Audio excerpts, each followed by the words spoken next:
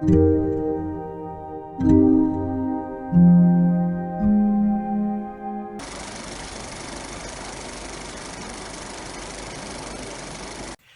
everybody, welcome back to Crafts by KMW. Thank you so much for clicking on this video. I truly appreciate it, and I hope you enjoy it as much as I know I'm going to enjoy making it.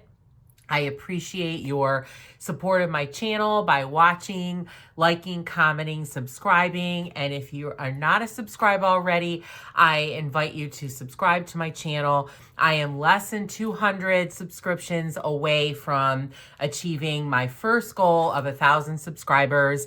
And I am really excited about that. I will be monetized at that point. So every subscription is important to me, and I thank you so much for subscribing, liking, and commenting on any video that you watch on my channel. I also would like to welcome all of my new subscribers and say thank you for subscribing, and I hope you are enjoying the channel. Please let me know if there are any videos that you would like me to make, any topics you'd like me to cover. Many of the videos on my channel are direct requests from subscribers and watchers like you. So I always try to make videos that you would like to see, because this channel is not only for me, it's also for you. So with that being said, let's get started with the video. So I am going to do a color along in Mythographic Color and Discover Wild Winter. I've been wanting to do another color along for months. I wanted to do a couple in the summer and I just didn't get there. And I don't think I have done any color along since last year. I think I did a couple for Christmas, and those are the last ones I've done. So I'm really excited to do another color along.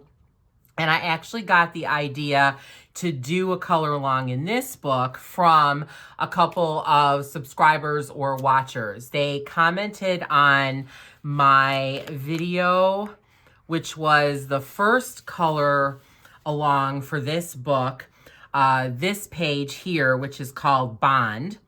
And they said that they love the book, they just ordered it, and are so excited either to get it or to start coloring in it. So I thought, that's a perfect reason to go ahead and do another color along in this book.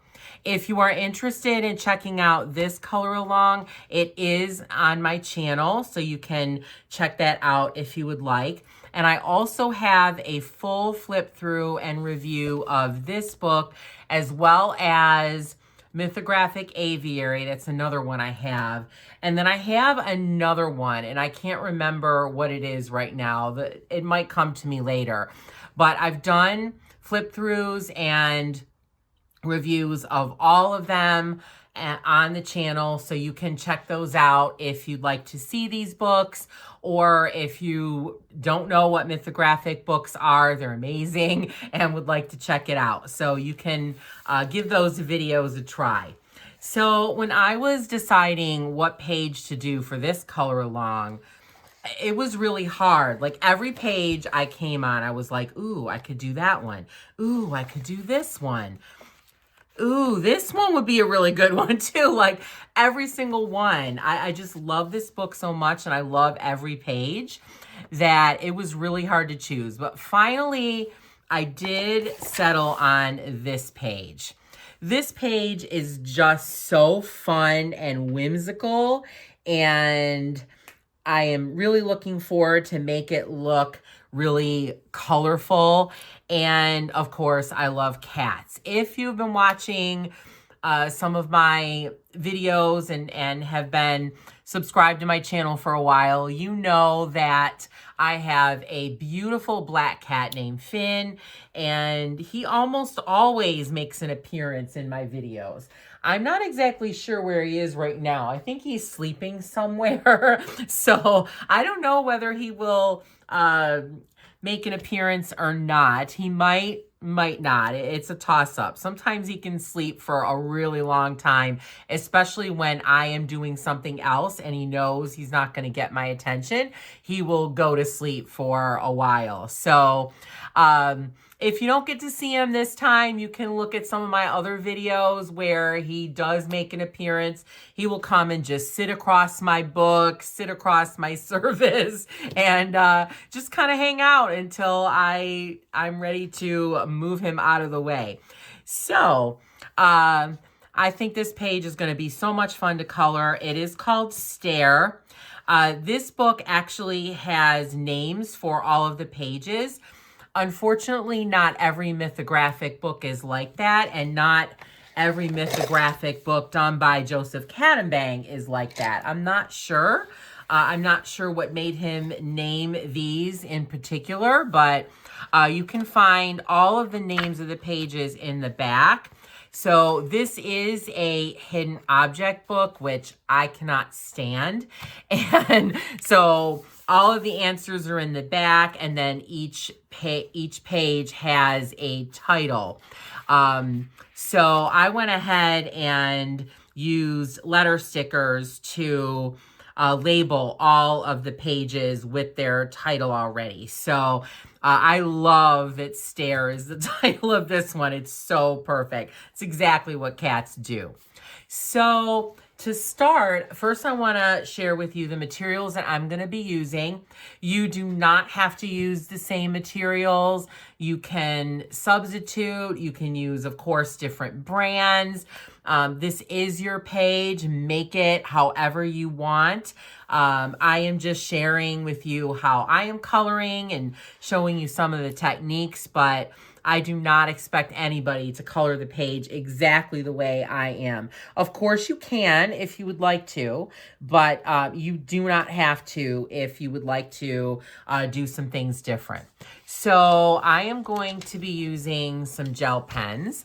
So this is a lot of my collection. It's not all of my collection, but it's a lot of them. So I have some generic gel pens in here. I have some from, I can't remember, King Art.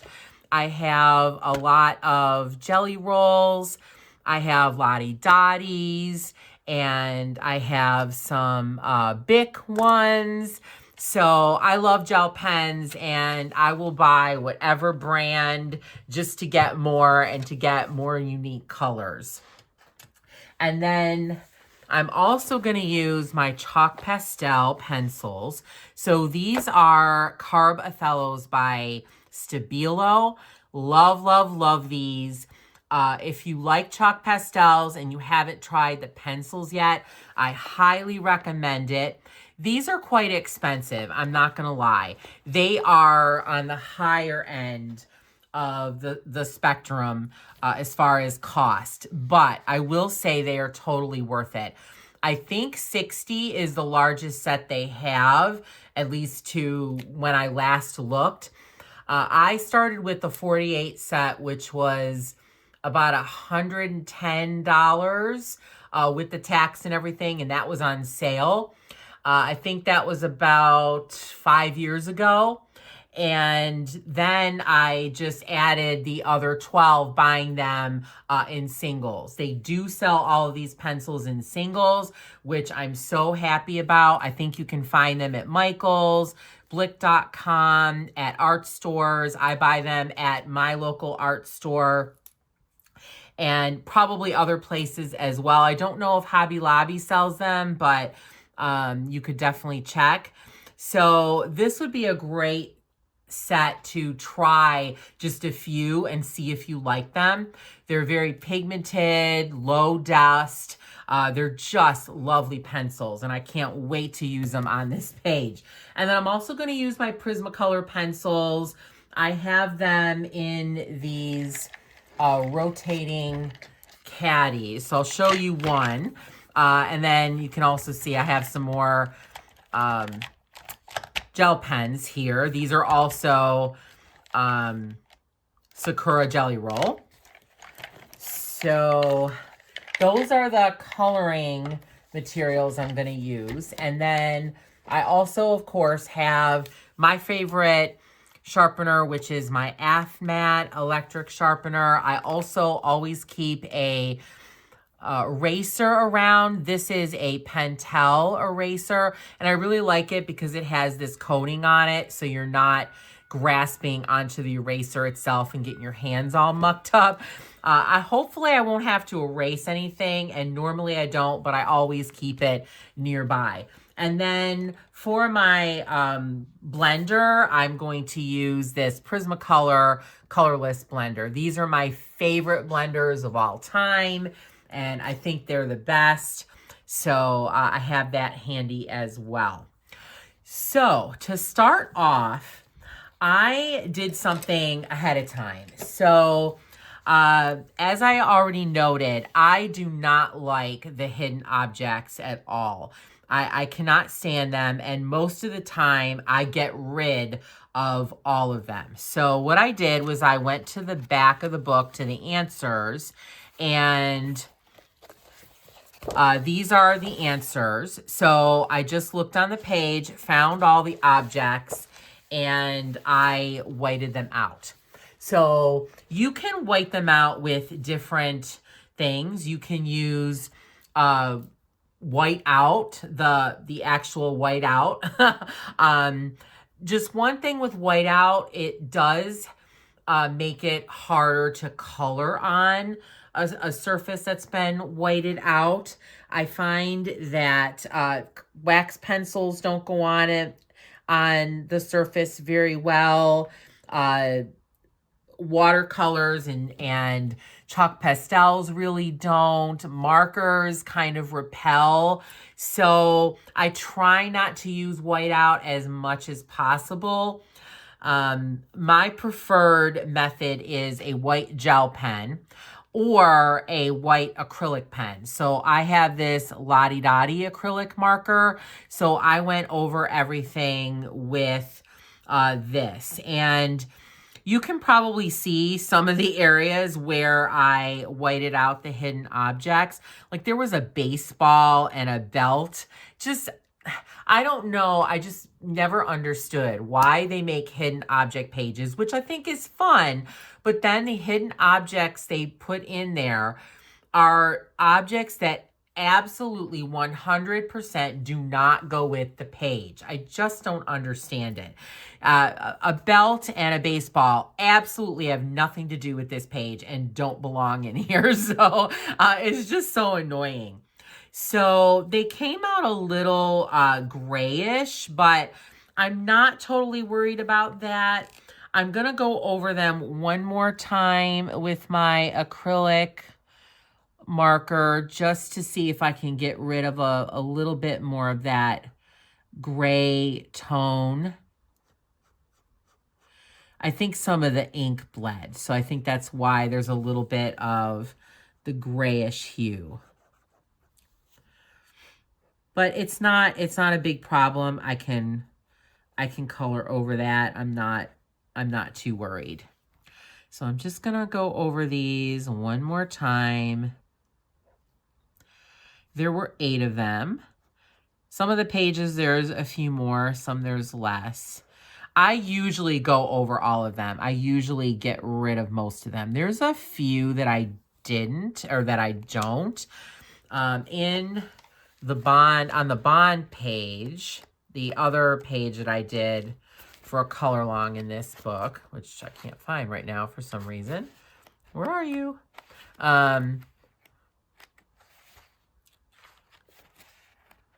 Here it is. I kept a few. So the chameleon was one of the hidden objects. I kept that. I think this Chinese lantern was. I kept that. So I thought the chameleon was kind of funny. And then I thought the Chinese lantern sort of went with it. So I kept those in, but there were others that I got rid of. And I can't remember exactly what was in here, but there were some weird ones in this one as well that I whited out. All right, so now that I have that done, I can go ahead and start to color. So the first thing I'm going to do is I am going to do the little rings on some of the little fish flags, I guess, or kites with silver. So they have these little rings in there. I try to do the gel pen stuff first to get that over with.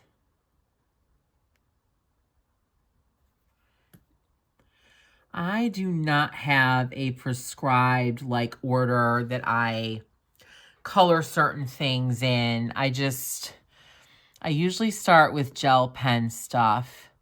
And then I kind of color whatever I feel like it. Like if I want to color, you know, eyes next, or I want to color the sky next, or whatever it is. I just kind of go with whatever floats my boat at the time. So I usually do not have a prescribed order or anything like that. I just do what makes me happy on the page. All right, so I just want to make sure I get all of these. This gel pen is really juicy. It's a brand new one. All right, so next I am going to color like the little bolts that are on some of the fish. And those I'm going to do in a darker, it's sort of like a silvery black. It's not quite black and it's not quite silver. It is a Jelly Roll. I think it's one of the Jelly Roll Stardust, if I'm not mistaken. And it's really sparkly, which is one of my favorite things about it.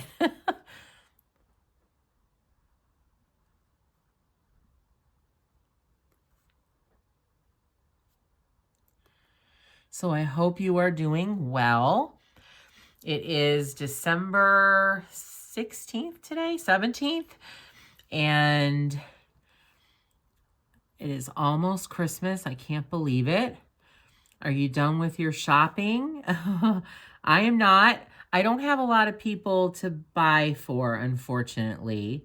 My family is quite small now. My parents have passed away, and I have only one sister. So I don't have a lot of gifts to buy, but I'm not done.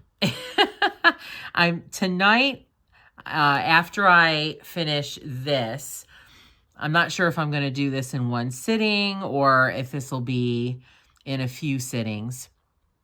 I'm going to start looking online, Amazon, Target, and start trying to get some more Christmas gifts finished.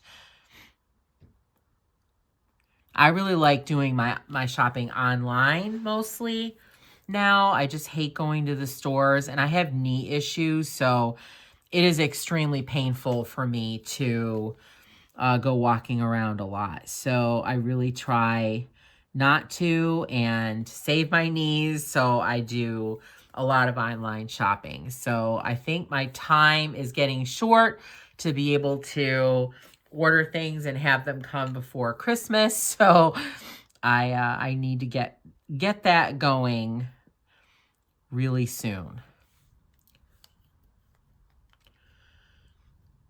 All right, so there are some other bolts that are on like the tops of some of the fish. And I'm just going to choose a different gray. This is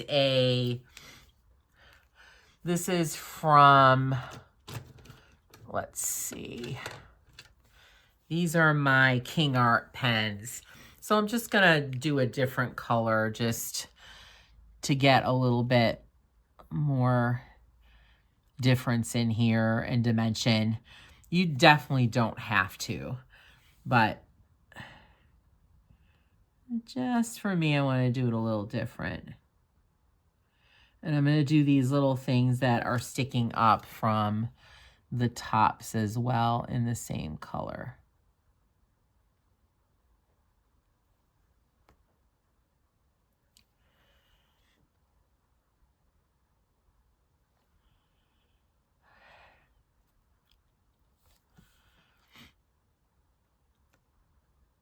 These pages are so detailed. It's often hard to get every little thing. Sometimes I miss and then I have to go back. So I always keep my colors, the pens and pencils and everything that I've used, I keep them out. So that way I can grab them easily. So I'll have like a nice little collection around the book that will build up as I color.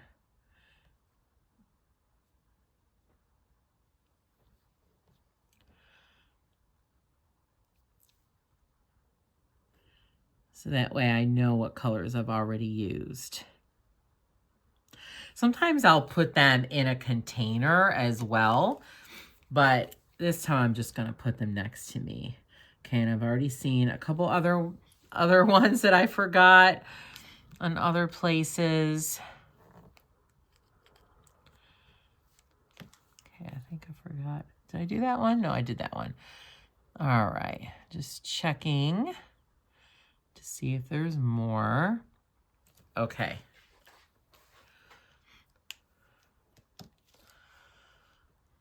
So now I'm gonna do the tops and the bottoms of these fish. And I wasn't sure how I was gonna do it, but I think I want to do them a copper color. So I'm actually going to, I think I have a couple different shades of copper, if I'm not mistaken. And they're a little bit different. So that way I can get a few little different, I can get 2 different shades. All right, so the first one is the Jelly Roll one. And I'm just gonna make sure this is the right color because there's also red. So, oh, I actually had the red ones. So I need the coppery one. And then I have another one. This is another Jelly Roll. This is a Jelly Roll Metallic. And this one is a Stardust. So I'm just going to make sure this one is the color that I want.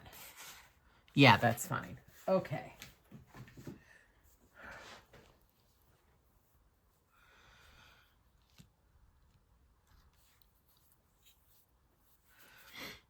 I'm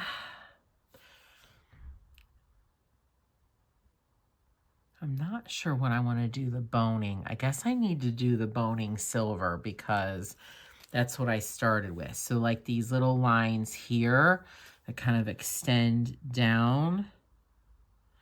So I guess I'm going to continue them and make them gray. I wasn't gonna, but now I think I should.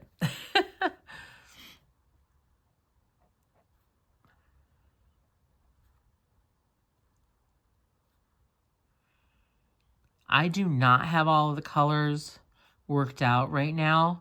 Some colorists do. They can plan out the page and they have all the colors ahead of time worked out. I do not. I rarely do that. Sometimes I know general colors, like I know, for example, I kind of knew I wanted to color these areas copper. So that's about as far as I get. I think it's wonderful if you can plan out your pages ahead of time and know all your colors and everything. I just am not, I don't know, I'm just not that person. So I kind of fly by the seat of my pants. All right, so I'm going to use the lighter color on the handle here, and then I'm going to use the darker color, copper, on the rest of it.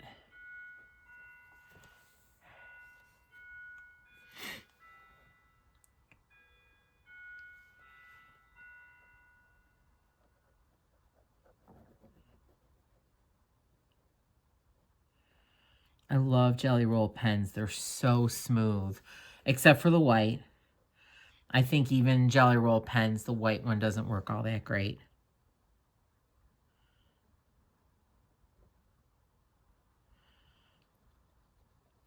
We can put people on the moon. We've broken the sound barrier, the speed barrier. We can do all this amazing stuff, but we can't seem to make a white gel pen that works 100% of the time. I don't know. I wonder if they have researchers on that. Somebody should be working on that, because it is a real tragedy that we don't have a white gel pen that works 100% of the time without failure and without problem. In 2025, it just amazes me. Okay. So now I'm going to do the rest of that area.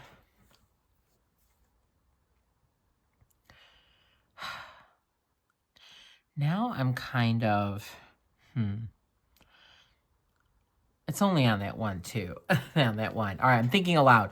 So I was looking at these and I was like, oh, I don't know if I want that boning to be gray, but actually I'm okay with it. It's the only fish that has that, so I'm good with it. I was thinking, oh, maybe I want to change it and make it copper, but I'm just going to stick with the gray, silver.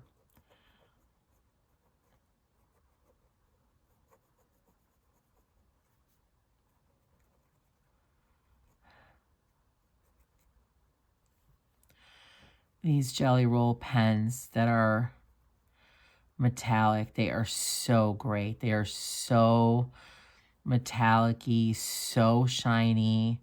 They're really beautiful. They give you such great results.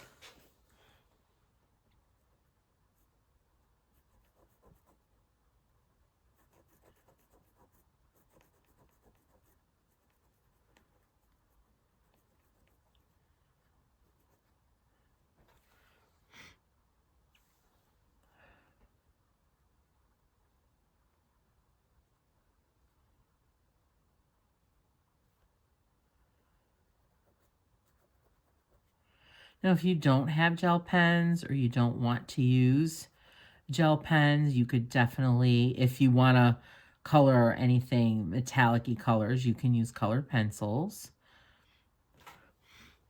There's metallic color pencils, or you can get the look of metallics by using different shades. Like for silver, you can use different shades of gray, and that works very well. Copper, you can use like shades of browns, and so that works pretty well too. So if you don't have any metallics or gel pens, you can definitely get the look of metallics other ways.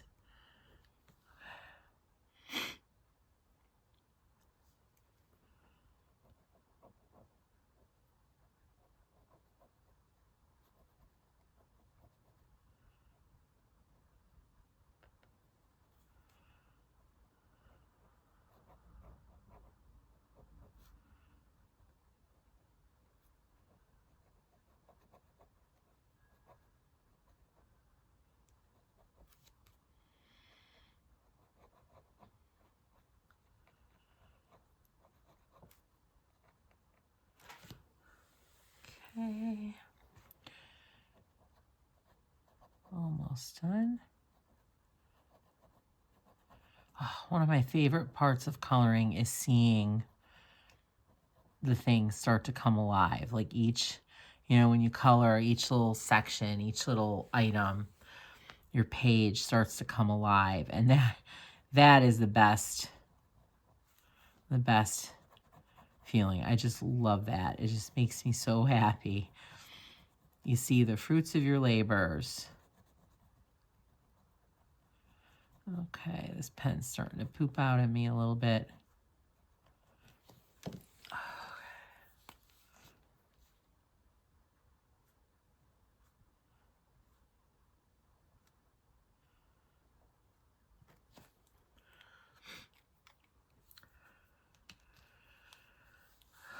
Okay, I missed one. See, I'm always missing stuff.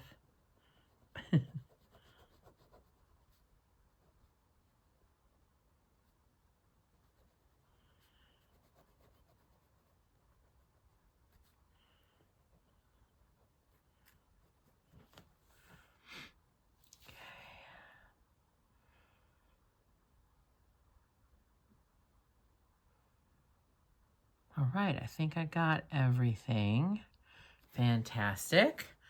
All right, that looks really good.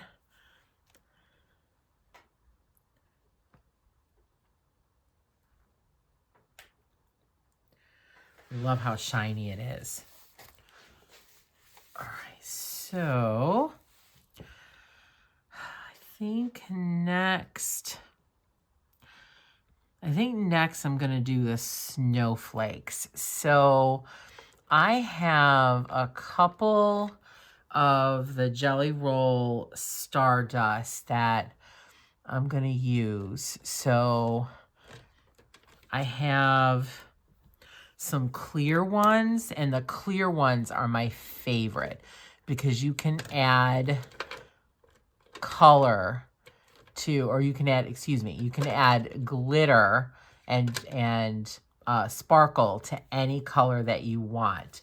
So if you don't have a particular glitter gel pen, you can just color with regular gel pen or even pencil, and then go over it with the clear glitter and makes it sparkly and shiny. It's beautiful. So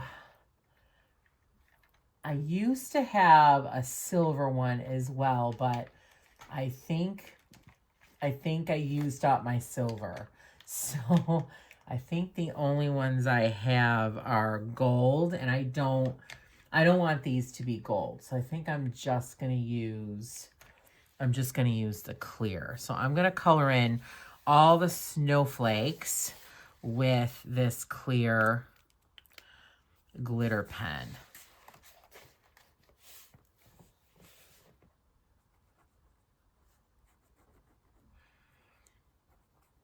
You could do them silver as well, like with silver gel pen.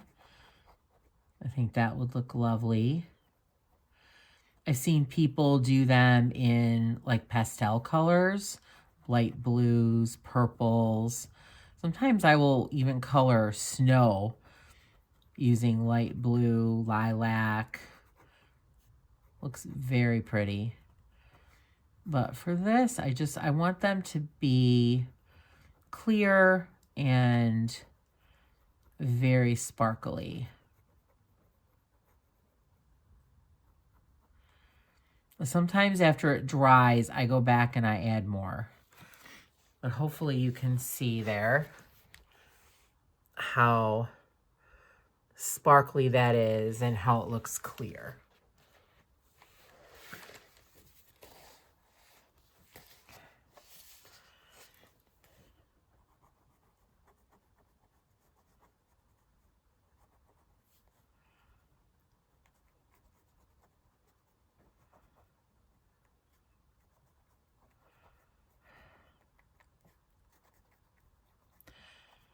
So I needed to use my light today. It's in the afternoon, but it's very gloomy and dark outside. It's been dark kind of all day. There's really been no sun. So I needed to use a light. So I have my light. I have had this light for,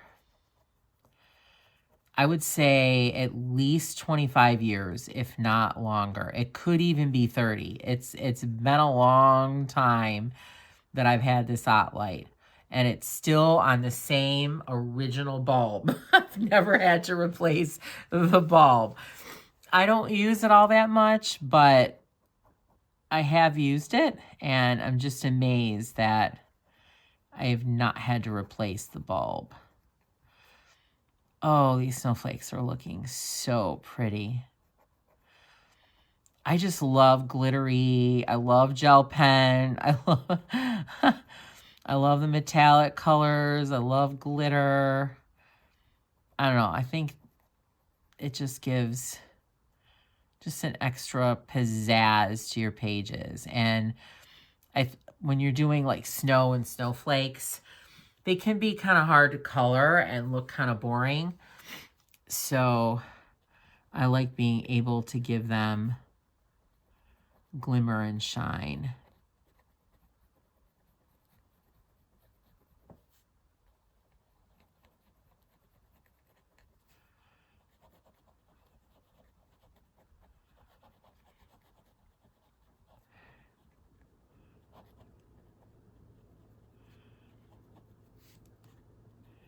So are you asking for any art supplies from Santa?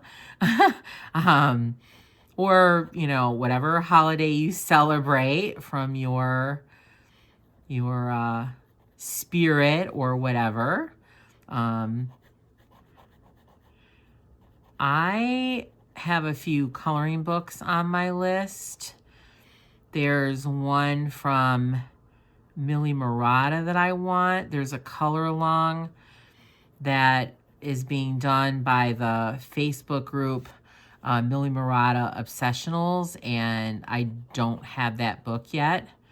And so I asked for that book for Christmas.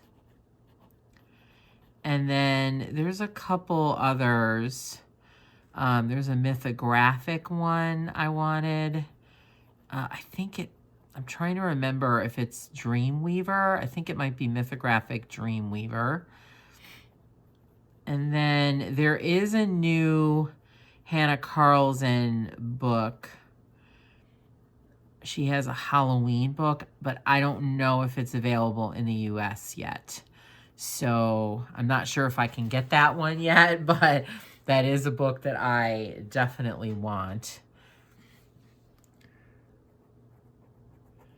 As you can see, I'm kind of flitting all over on the page. I don't really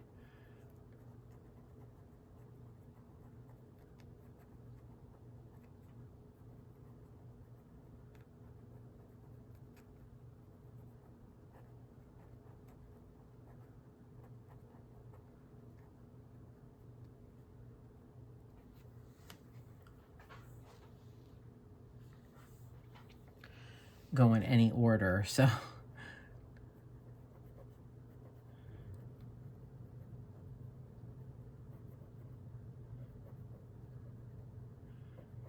Yeah, if you don't have these Jelly Roll Clear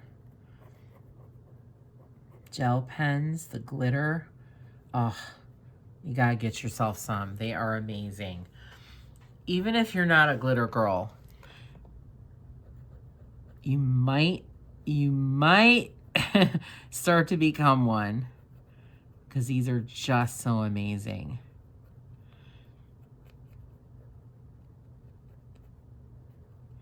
And they're a great solution to coloring snow. The snow is really hard to color. It's hard to get it to look right, no matter what colors or materials you use. So if you just color them with glitter, you get beautiful results without a lot of pain and without a lot of trying and, you know, all that. So I really like that. I'm all for getting great results quickly without a lot of time and effort.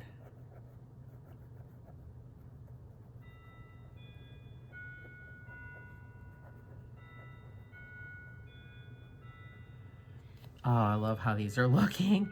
I'm so excited.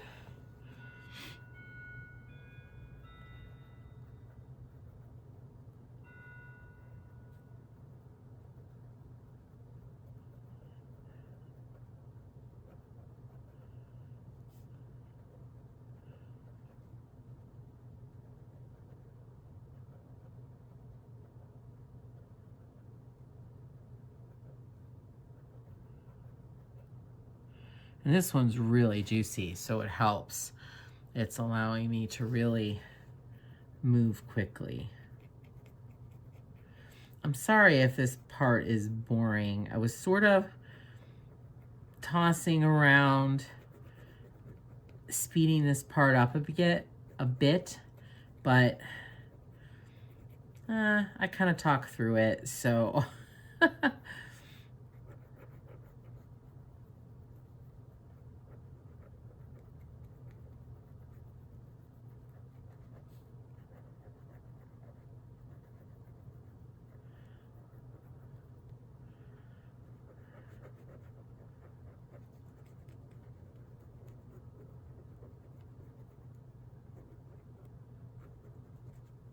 when I buy these, I buy like 5 or 6 at a time. So that way,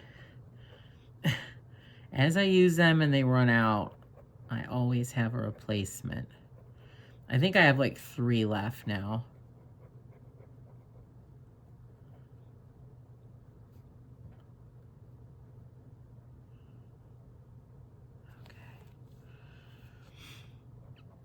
All right, almost done with snowflakes.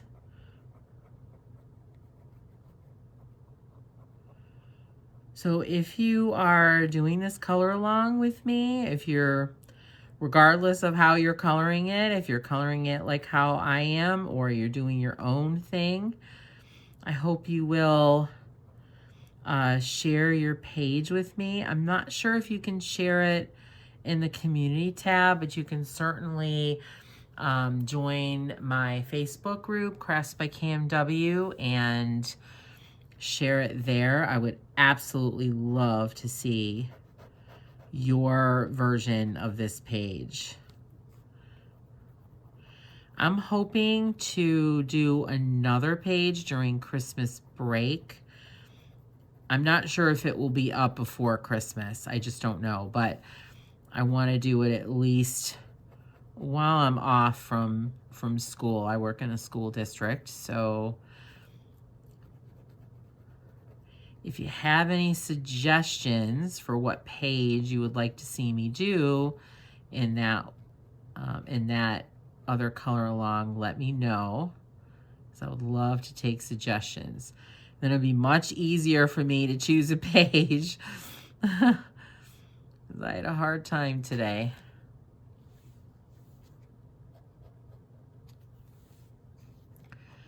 All right, I think this is the last one. Ah, these are so intricate.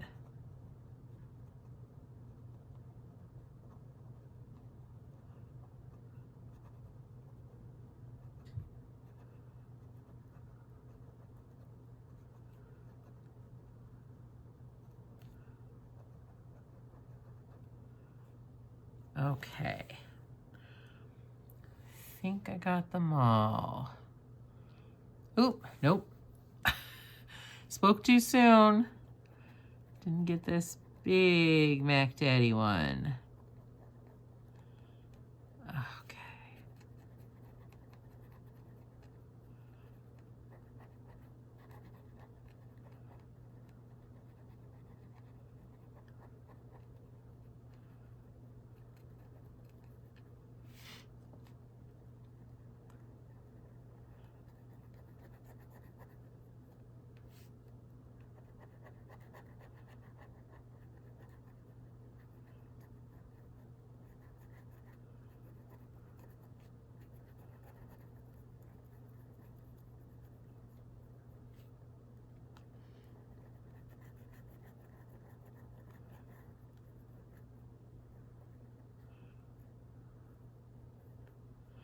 Okay.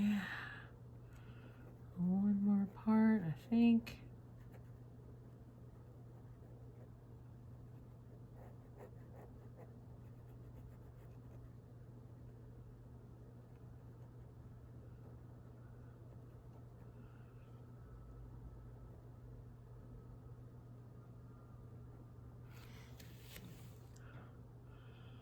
All right, is that all of them now? I think so. Okay. Woo! All right. So now I want to do some metallics on this guy here. So this little design here, I'm gonna do gold.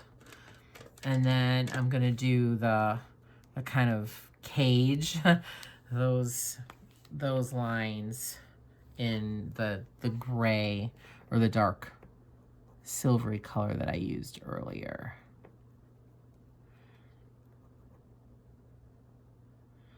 Okay, new pen, so it's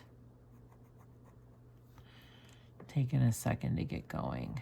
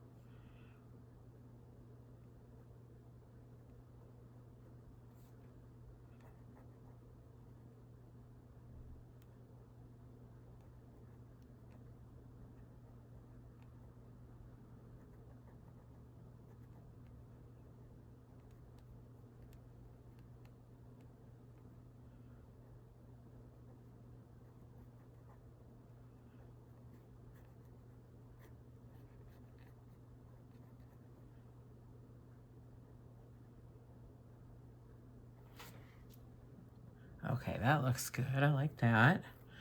All right, let me just make sure there's nothing else I want to do in gold. Actually, this part down here, I think I'm going to do gold, this swirly area on this one.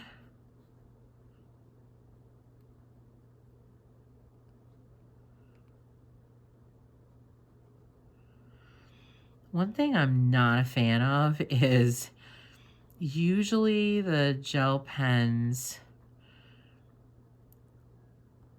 like gold and silver, they will cover the lines, but you really have to, like if you want to color the lines, you really need to make sure you do that. If not, the black lines will show through. And I'm not always really excited about that. Sometimes I will go back and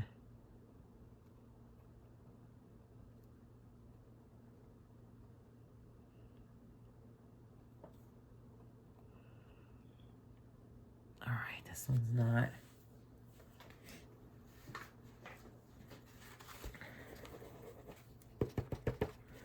All right, I'm just, all right, I think I'm gonna change. This one is not the best gold one, so I'm gonna change to a different one, and hopefully that one will work better. It's not really doing the gold color like I need it to.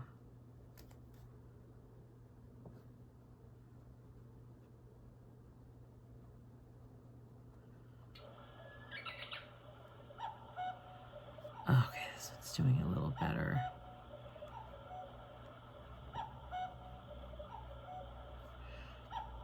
If you're wondering, yes, I have two kind of gongs that go off. I have a grandfather clock that went off at the right time.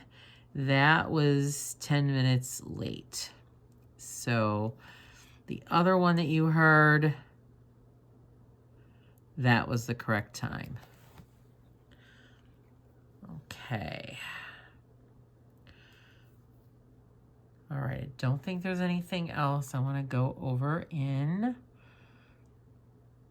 gold. Okay, so now I'm gonna do these lines with the darker silver that I used earlier to color these here, the buttons or the little, not buttons, nails, I guess you could call them.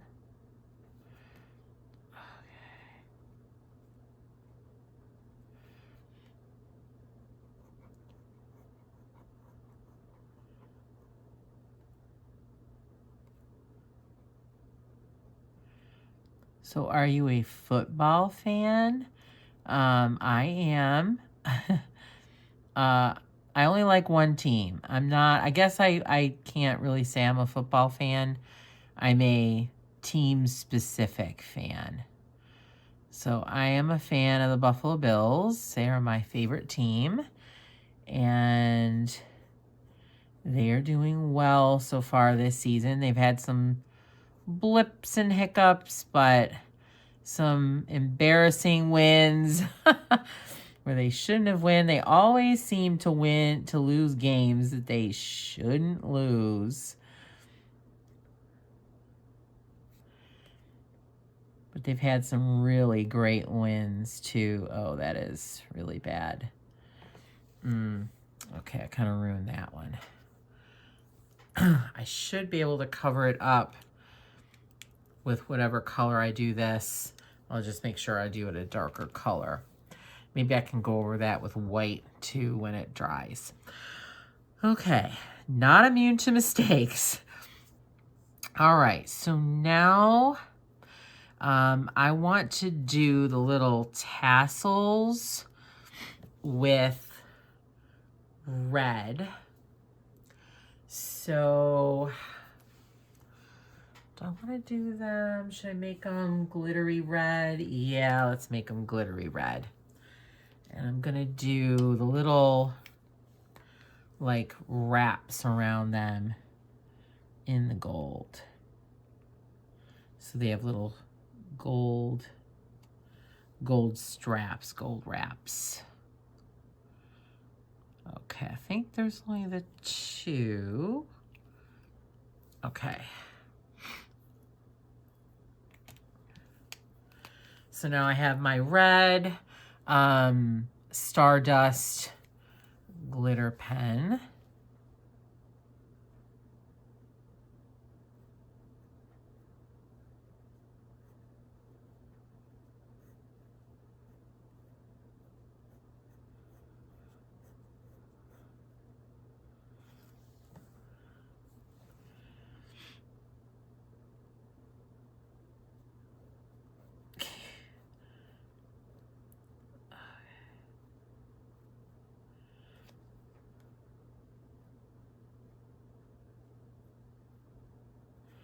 All right. Oh, lovely. Okay. Very pretty.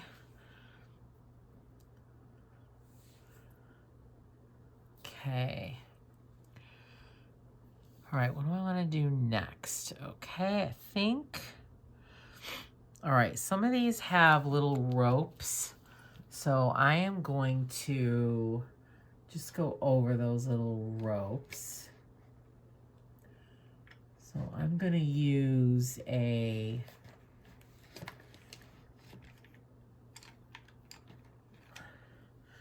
colored pencil. This one is, I believe this is eggshell. I'm going to sharpen it really quick.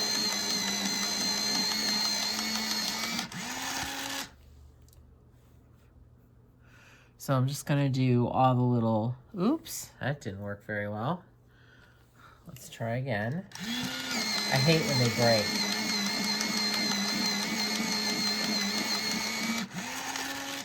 Okay, let's try again. Okay, thank you. All right, so all these little ropes here that are hanging, I'm just going over them with eggshell. There's just a couple.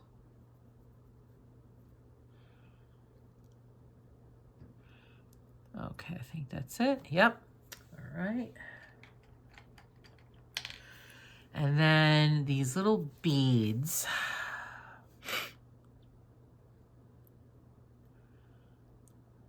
I think I want them to be black.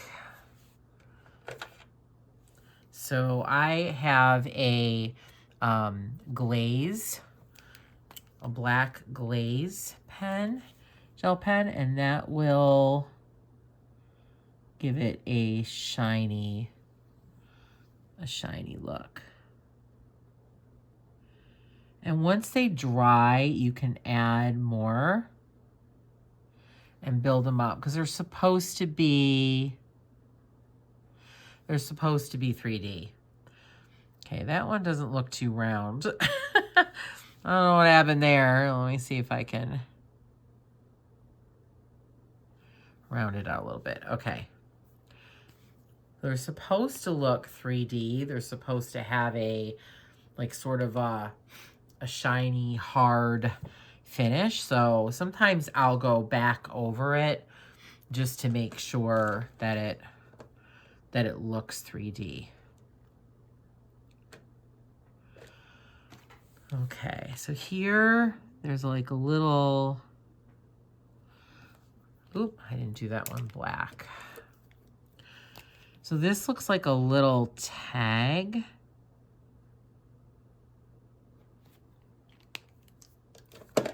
So I'm gonna color that. Huh.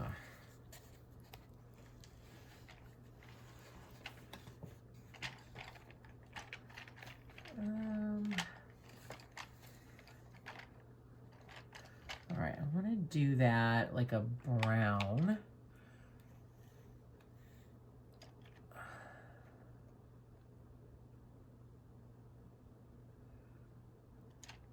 Sort of like a tag color. I don't know if I have a brown tag color.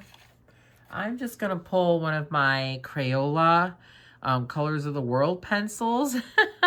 This is medium golden. I think this is a decent color to do a tag, so I'm just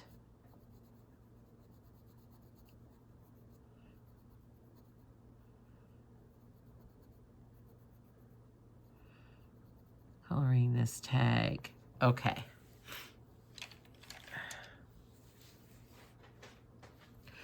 Just to get that done. All right, so now these little like, I don't know, maybe fringe. All right, I think I'm gonna do them, well, I'll do one purple. So I'm going to use dioxazine purple hue. This is PC 132.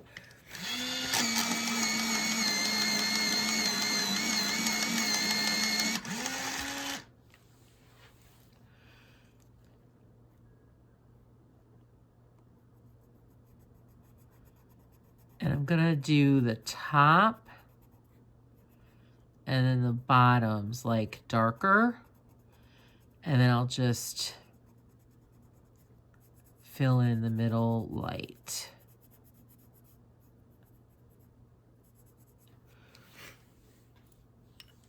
And then I'm going to just smooth that out with my colorless blender. Oh, if I can find one that's sharpened. I know I have one that's sharpened. Oh, maybe not. Let me see. I go through these colorless blenders like you would not believe. I use them. I bought a set of 12, like not that long ago, and now I think I only have like 4 left. All right, so I have to sharpen another one. Sorry about that. I hope the noise isn't too obnoxious. All right, so now I'm just gonna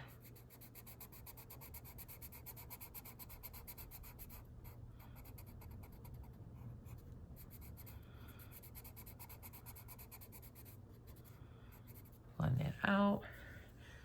And I'm going to add a little bit of white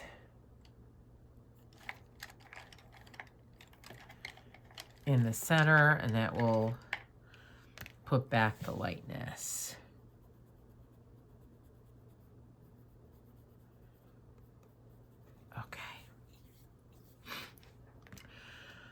All right, so I think I'm gonna do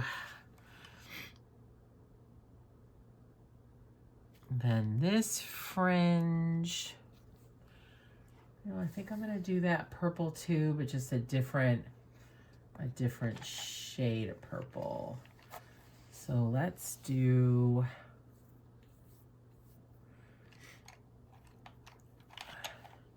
okay, I'm gonna use the Dahlia, which is PC 1009. I'm gonna do these. Okay.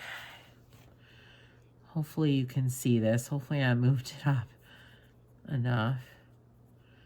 So again, I'm doing the tops and the bottoms dark and then just very lightly coloring in the middle.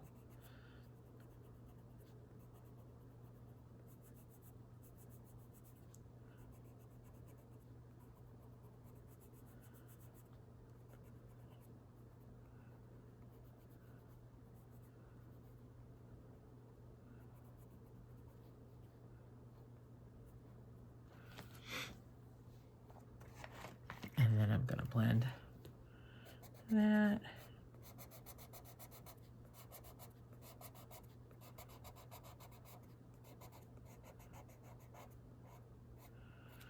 And add some white back in. So lighten up those middle parts a little bit. Okay.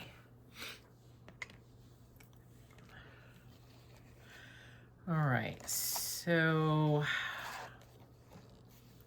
I really want to do the cat, but I'm going to do the cat in chalk pastel, so I want to hold off until later for that.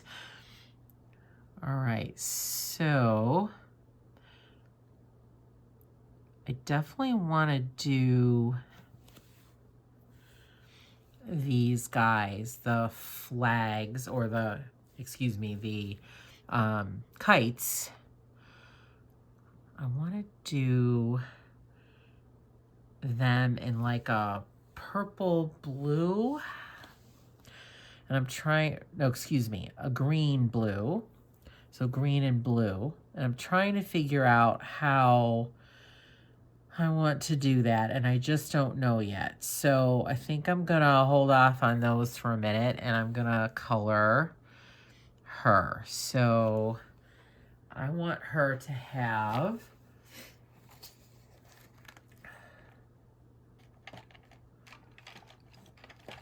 brown hair, a little bit of reddish brown. So I'm gonna start with sienna brown.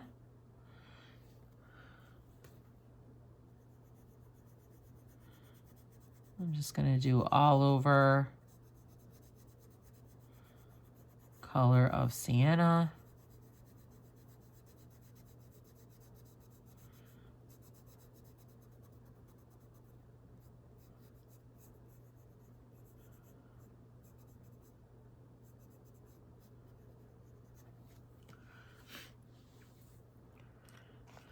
And then I'm gonna blend that. Often I will do a base color and then I'll blend the base color and then I add the accent colors afterwards. And that kind of helps so you don't have to blend again, because sometimes when you blend after you've put several different shades on, it, I don't want to say muddies, but mixes them. And so you don't see the individual shades as much. And so I try to alleviate that by blending first. So now I'm just going to add in a little bit of a darker shade. Some of my pencils are kind of short, so I'm going to add a little bit of chocolate just for some texture. A little bit of low lights. Okay.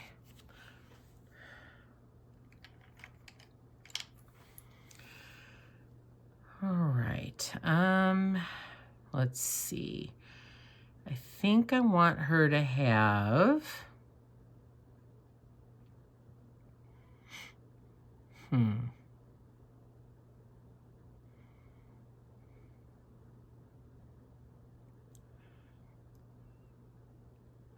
All right, I think I want her to have a red sweatshirt on.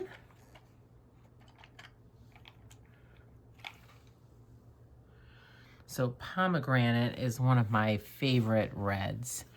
And I don't know, I don't really consider it an actual true red.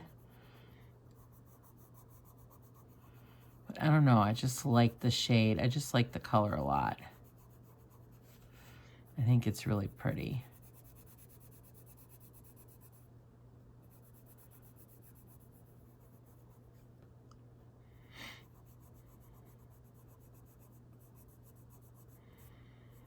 And I will go over the ties.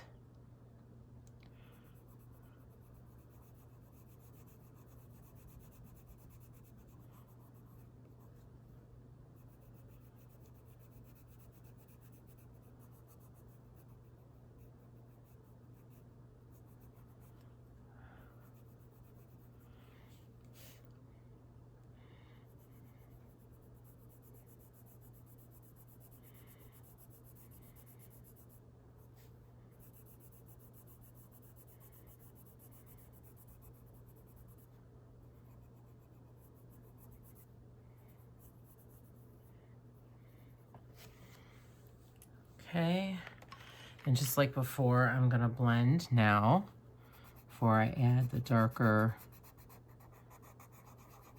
tones in.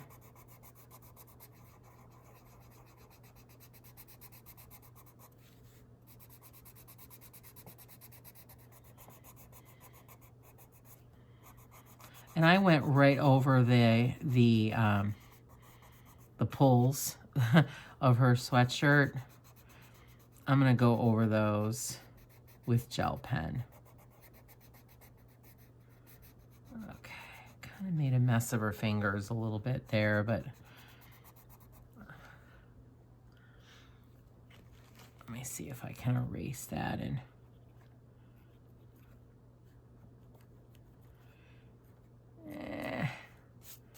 nope, they're not really erasing. Okay. Well, she'll have a little pink on her fingers. Okay.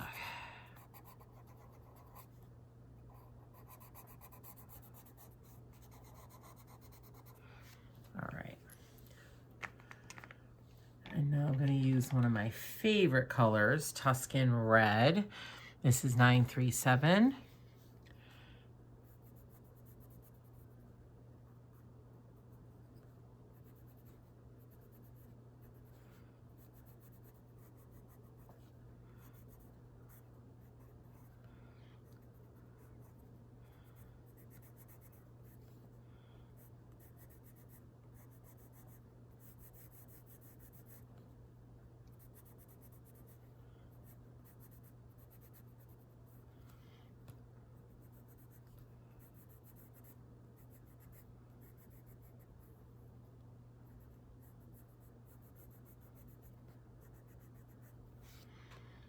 Actually, I'm going to go over the pulls with the,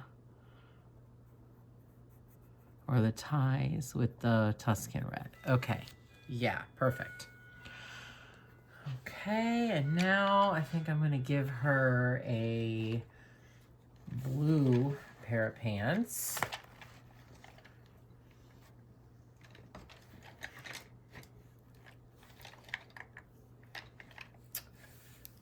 All right.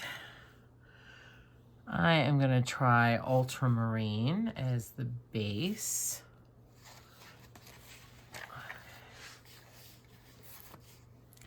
Sorry, my book is kind of moving because as I'm rotating my tray to get to my different caddies that I have my colored pencils on.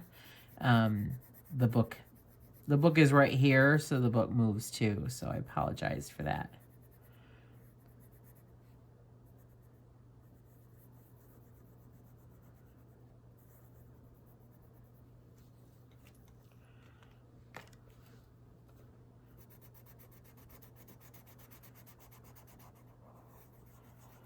Okay, again, I'm blending that out, make it look smooth. Okay. I'm just going to add a little bit more because here is where I covered up a hidden object. So and you can see the pencil covers pretty well over the acrylic marker. It's not perfect, but it's pretty decent. So I'm going to use violet blue now as my darker color to go in and add.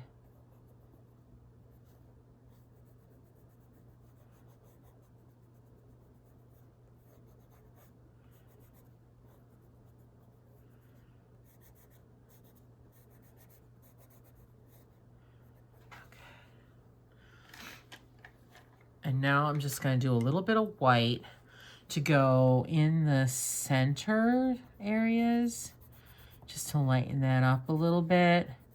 It gives a little bit of appearance of like roundness, I guess, so it doesn't look so flat.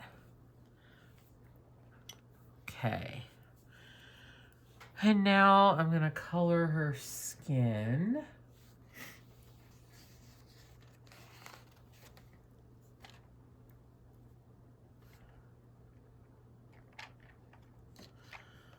All right, let's see. What color should I use?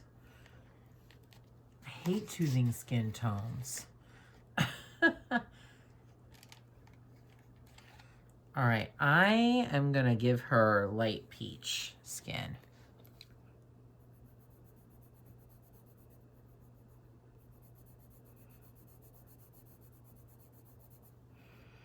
And I'm not going to do anything else extra with the skin. I'm not going to do any low lights or anything or darker areas. I'm just coloring her skin. That's it. The areas are so small. It really doesn't it really doesn't matter. Okay. All right, so she is done. Oh, and I see a little area where I missed a little area of snowflake there. Okay.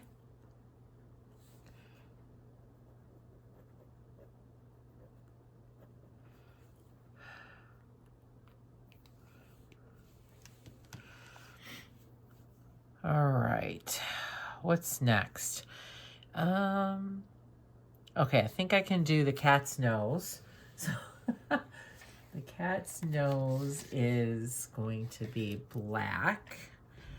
And I'm gonna do black colored pencil, and then I'm gonna add some of the black glaze jelly roll pen on parts to make it appear a little shiny in areas, because cats' noses do shine a little bit.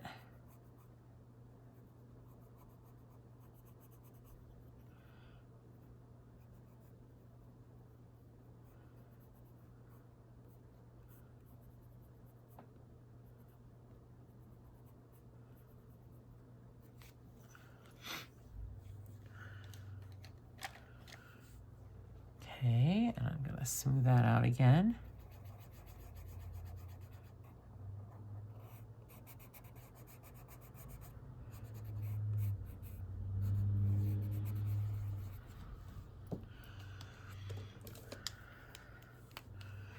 All right, now I'm just gonna go over it with the glaze gel pen, just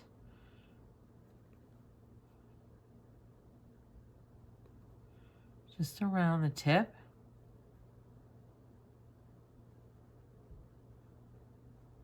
Okay. There we go. It'll just give a little shininess to the tip of the nose. You definitely don't have to do that, but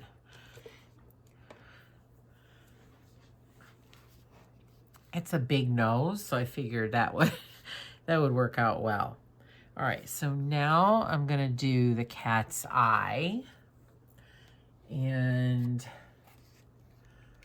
my cat has yellow eyes, but I'm gonna do this cat's eyes green.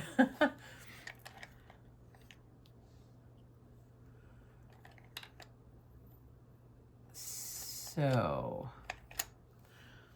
I'm gonna use chartreuse, one of my favorite greens, and I'm also gonna use olive. And then for the darkest one, I'm gonna use marine green. So I'm gonna start with the chartreuse and just go over the entire eye with the chartreuse.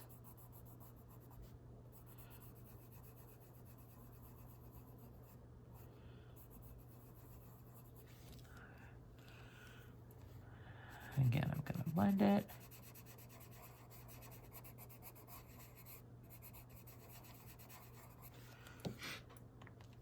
Okay.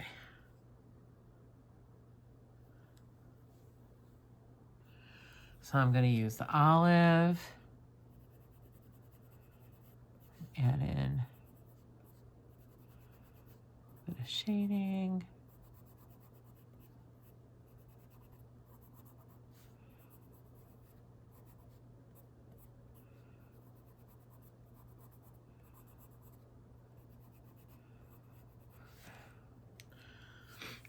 And now I'm going to add the marine green, just to darken things up a little bit.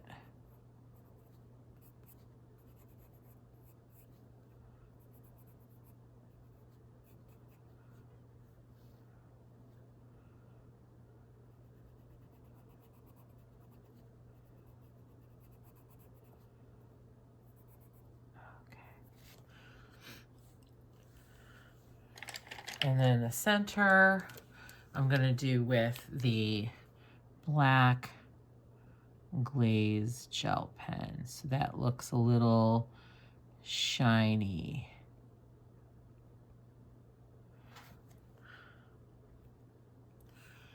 And then I'm also gonna do the little corner there, and they're kind of outside area, the like little, that's usually black as well. So I'm gonna do that shiny too.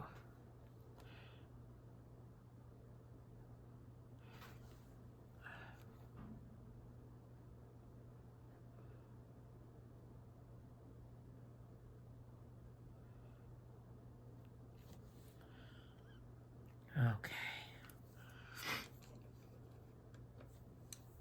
All right, now I need to start coloring these fish. And I just don't know what I want to do with them. All right, I think I need to take each little fish one at a time. I think that's what I want to do. Now I'm trying to think. I think I had the idea that I was going to do the fish in like more wintry colors, and I think that's the way I want to, that is the way I want to do it. I think purples, blues, more wintry looking colors. Okay. All right, so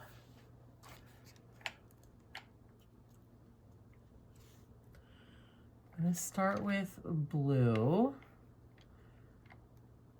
All right.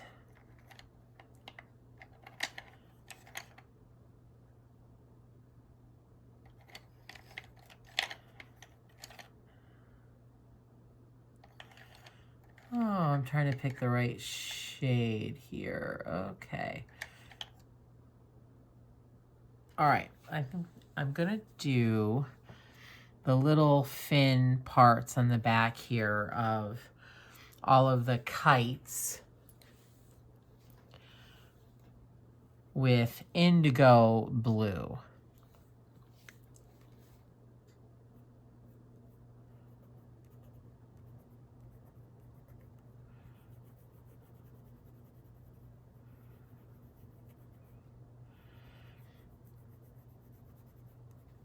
So I'm going over the darkened shaded parts that are there,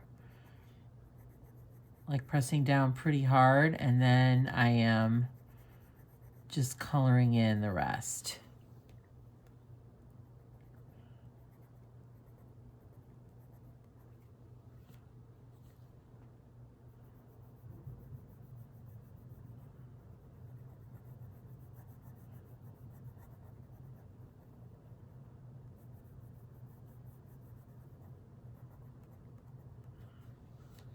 Okay.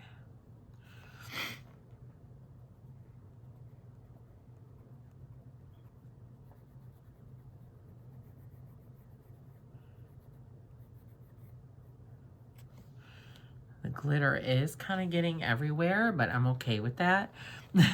I don't mind. I think I may have to go back over the snowflakes one more time to ensure that they are nice and glittery. Okay. There's one over here.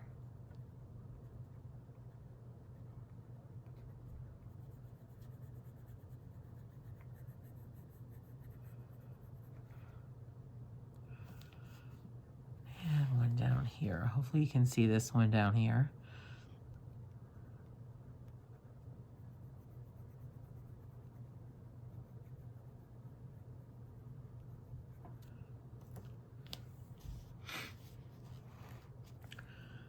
Okay. And now I'm just gonna blend that slightly just to make it look a little smooth. I'm not doing it totally.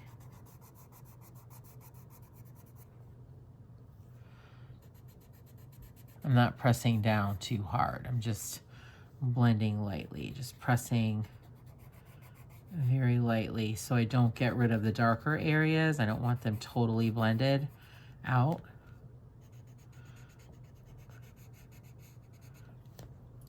Okay. So I think I'm gonna start with the kite fish. So I'm gonna do the face part here.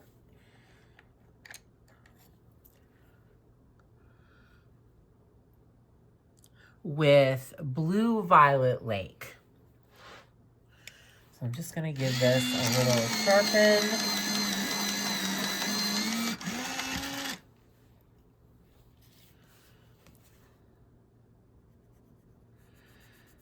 I'm gonna go a little bit deeper around the opening. So I'm gonna do all of these first.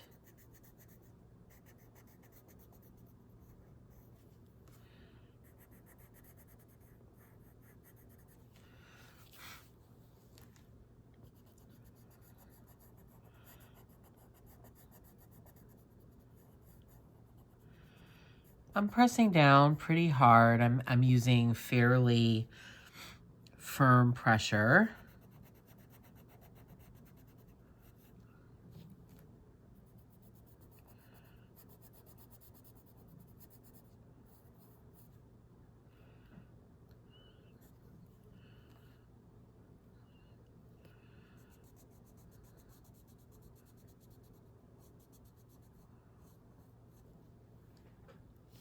Okay.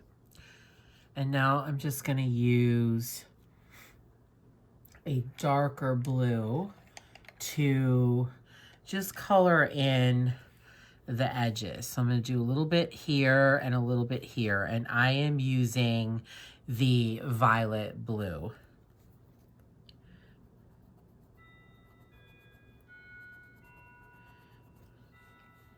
So it just helps to create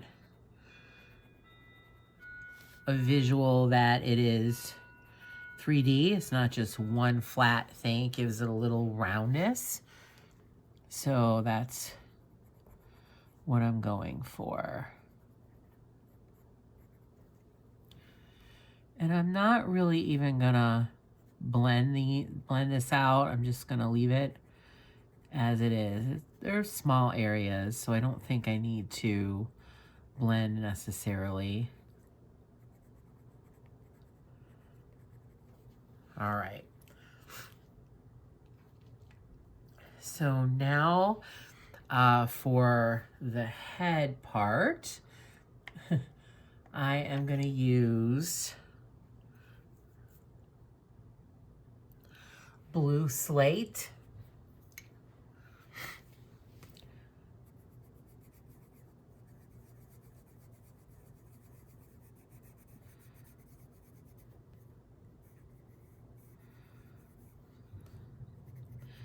So I'm just applying one even layer, and then I'm going to come back and darken up the edges with the same color.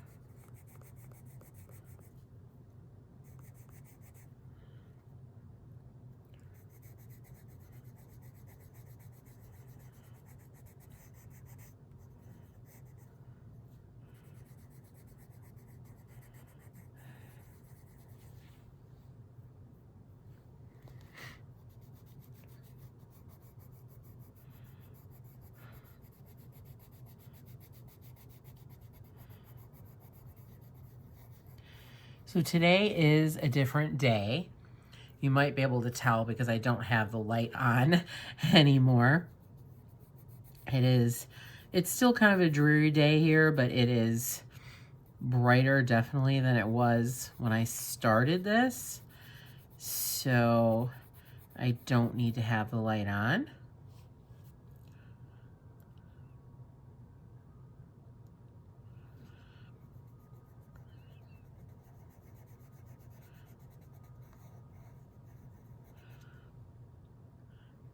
All right, so now I'm just gonna come in. I'll do it on this one so you can see it. And I'm just gonna do the edges darker, and then I'm gonna do the top and the bottom of this area here darker. Again, just with the same color.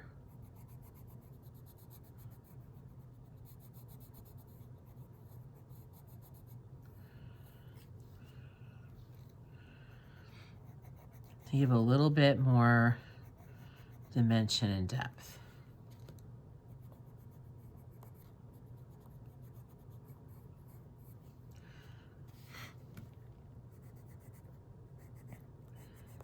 You could use an alternative color. Sometimes I'll use a darker shade, but these areas, oh, I missed one. These areas are kind of small, so you really don't need to do that. You can use the same color and get the same effect.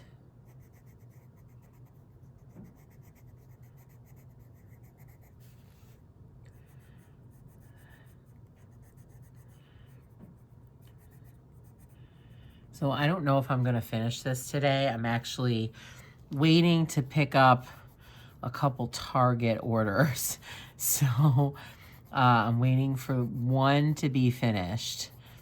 I'm actually picking up 3 different orders. There were some issues with their website. I don't know if you experienced this, but their system nationwide was down the other day. So they weren't processing orders. Nobody could pick up their order.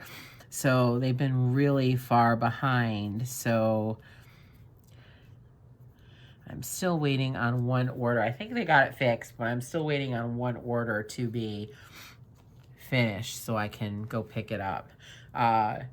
Mostly Christmas gifts and some grocery items. I love Target because they give, if you have a Target card, you could also, if you don't want the charge card, you could get a Target debit, and it's just linked to your checking account or your bank account, whatever account it is. You still get the 5%, but it's not charged, so you don't get interest or anything because you're paying for it right away. And I really love the convenience of that. And the 5% really does save you money.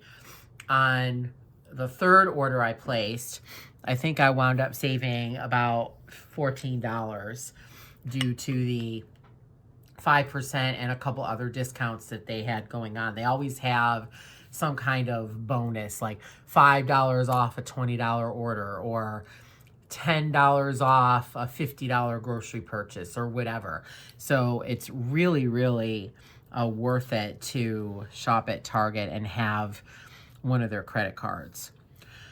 All right, so now I'm gonna do the body. So I wanna have it look blue and green. So I kind of thought that I would color the main body in a green and then go back over it with blue. So I have no idea how this is gonna work, if it's gonna work, how it's gonna look. I have absolutely no idea, but I'm gonna try it. So I'm just sharpening my pencil really fast. So I'm gonna use spring green. It's a nice, fresh, bright color green. So I'm going to just color all of the fish bodies with a base of this spring green.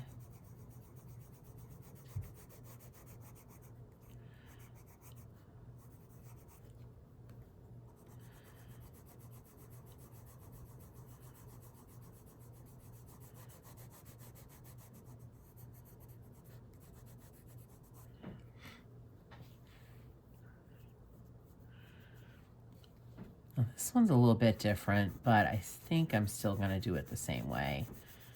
The body isn't exactly the same.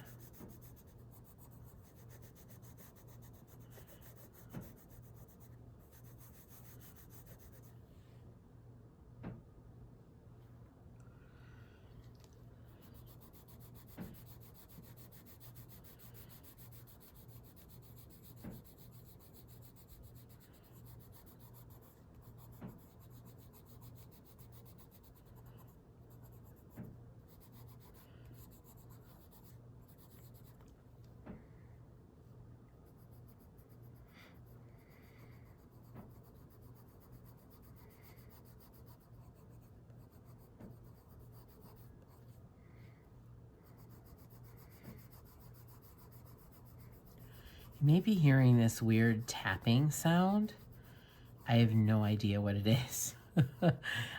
I'm kind of trying to keep myself calm and not freak out because I have no idea what that noise is. Now that I'm talking about it, it stopped, which is even weirder. All right, let me just make sure I got all of them. Yep, I think I did. Okay, so I am gonna blend that green out.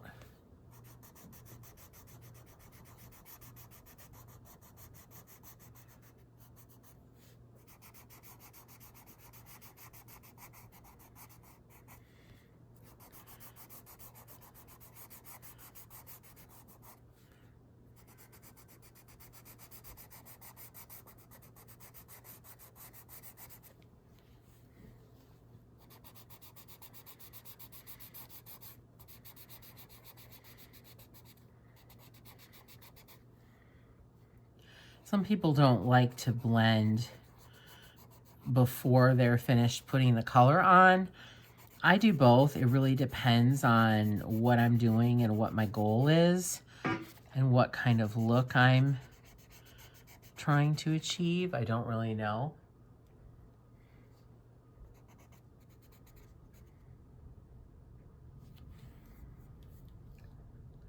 All right, so now I'm gonna take a blue gel pen and I'm going to use a Jelly Roll metallic one. And I'm gonna trace over the lines of the scales. I hope this works the way I'm envisioning it.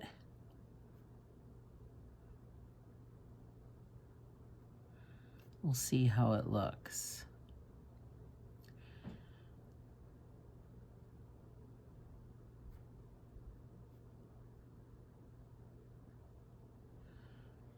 One thing I can say is that this is going to be very tedious.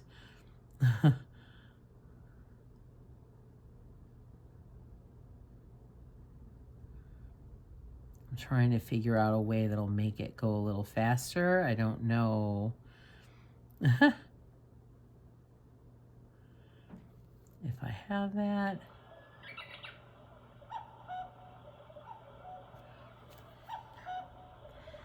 Yes, that is exactly what I wanted. So it was not to bore you and make you watch me do all of these scales on here. I'm gonna pause, I'm gonna do the scales, and then I will come right back. Okay, so as you can see, I got all the scales done. I colored the different shapes on this one in with the blue. So now I am going to do the fins. So the fins, I would like to do a very dark blue. So I think I might use one that I've already used. I'm just checking my blues. I think I might use Copenhagen blue.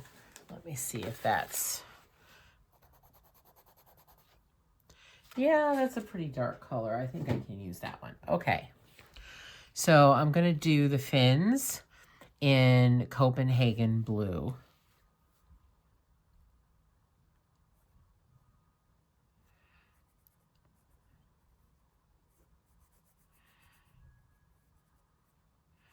So I'm just going to add the little dark areas first. So I'm going around the edges, and then I'm just going to do, there's little like slash marks, and I'm just going over them, pressing firmly, going around the edge hard, and then I'm just going to fill it in lightly.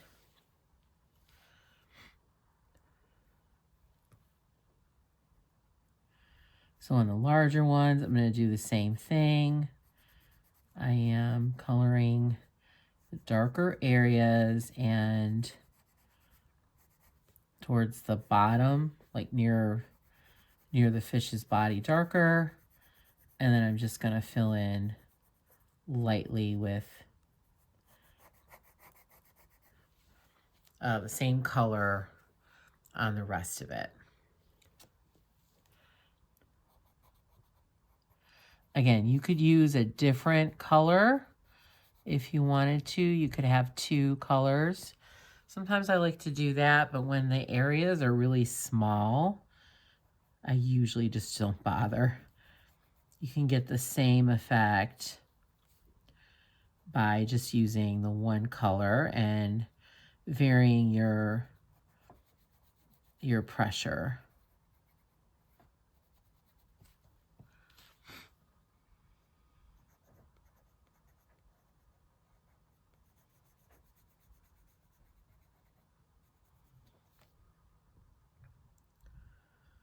Okay. All right, I think I got them all. I just want to make sure I got all the fins. Okay. That looks great. I like those. I like how they came out. All right, so now I'm going to do this one. So I think this is going to have green head, green body.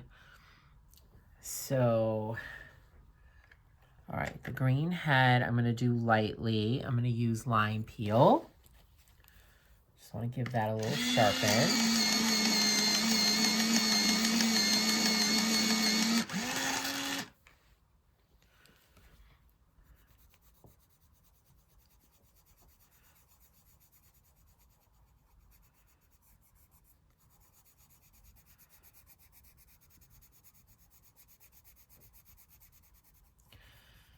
Well, something happened pretty amazing and wonderful between the first time I colored, between the first part of this and now. I actually got a new job, so I'm very excited. I am going to be working in a high school as the assistant principal, and I have never worked as an administrator in a high school before, so I'm very, very excited and looking forward to the challenges of high school and just something different. I've spent most of my career in elementary and middle, so I'm really excited to work in high school and just do something different. So I also colored this part of this fin a little bit green as well. All right, I'm actually gonna take a different color and do some darker areas. So I'm gonna use green ochre. And I'm just gonna do on the edges and in the darker spots to give it a little dimension. Kind of going over the lines a little bit. I'm doing a little around the eye.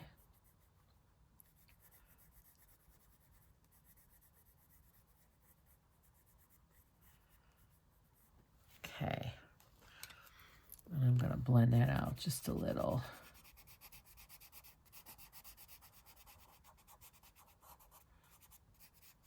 Okay. Oh yeah, I like that. And then I'm going to add the darker green in these little areas, again, where it's a little bit darker shaded. It is so helpful when the artists draw in the darker lines for you. It really helps you to know where those darker colors need to be. Okay, that looks good. I do like that. So now I think I'm gonna do the same body, the green ochre as well. And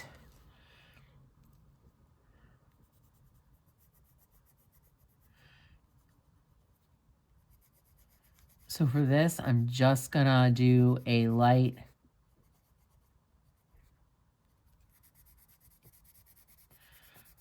first layer of the green ochre. I will blend that out, and then I'm gonna go back in with a darker color. I'm thinking like maybe marine green. I think that might look really good. I think that'll be a perfect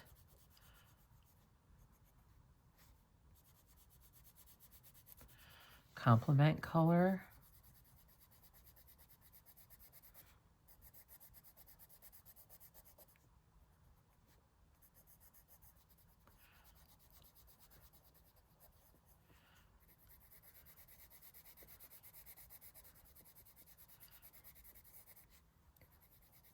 I don't know if you notice, sometimes certain colors don't color especially well.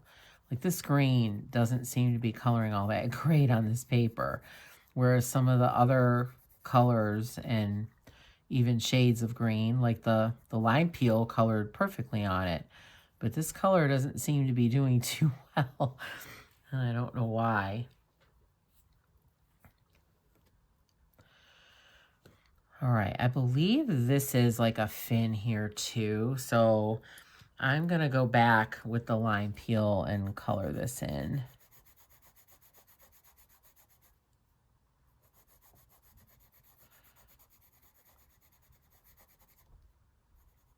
Okay. And then I'm gonna go in with the darker, on the darker areas with the lime, with the, excuse me, the marine green. No, sorry, green ochre. I have marine green on the brain. Okay, there we go. I'm just gonna give that a little blend.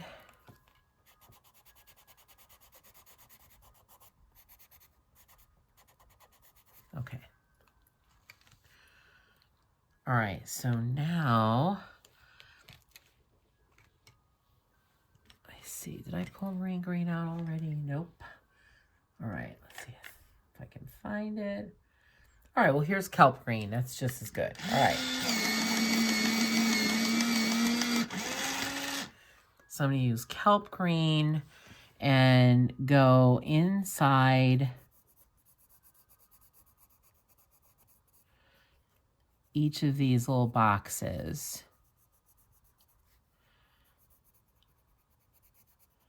Just around the edges.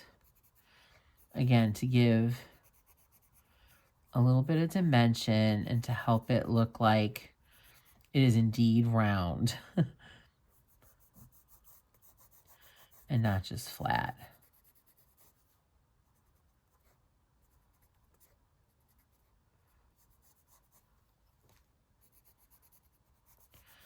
So I'm just going around the inside edges of each of these little squares.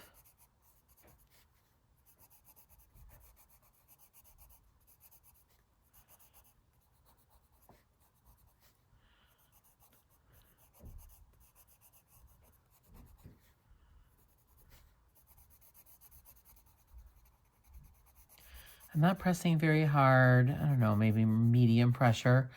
I do have to press a little bit because if I don't press hard enough, I won't get much color on there because I already colored it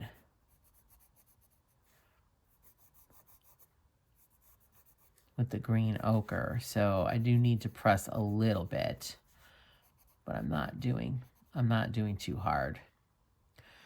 All right, so now I'm gonna blend that out. I'm getting quite a nice gathering of art supplies here around my book.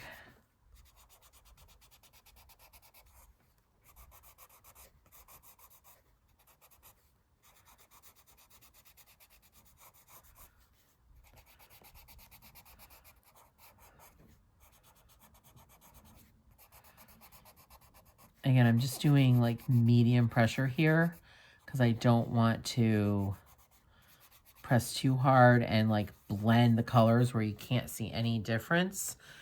And now I'm going to come in with the white in just the center areas of each little square to lighten that up a little bit. And again, it does give the appearance of roundness. And that's what you want. Well, what I want. Okay, yes, I like that. All right, so the mouth, I think I'm going to do in that darker green.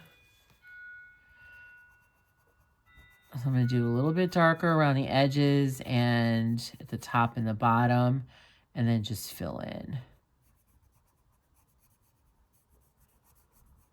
lightly. Okay. Now I want to finish the fin. So I think I'm going to use a blue for that. I'm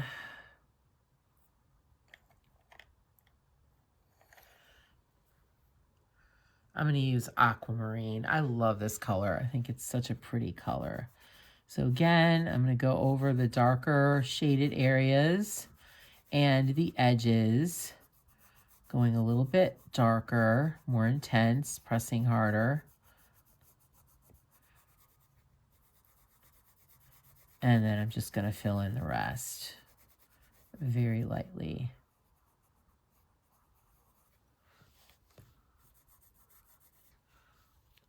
Nice.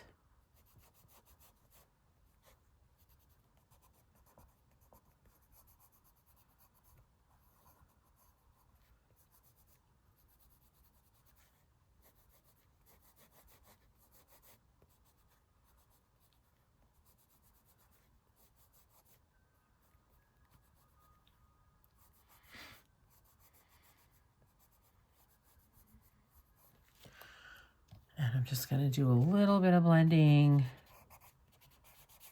so it looks smoother and not like it's colored pencil, even though it is.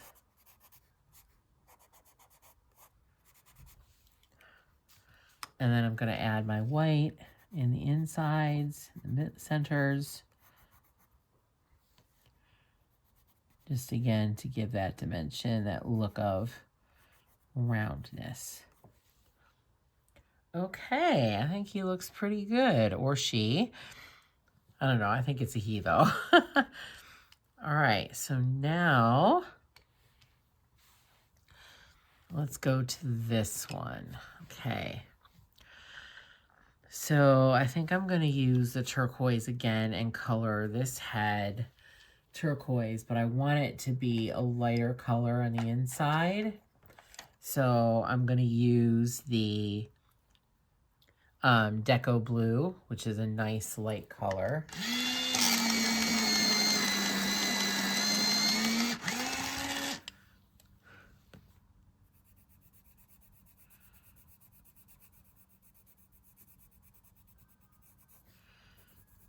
So I'm just giving an all over color of the Deco Blue, all over layer.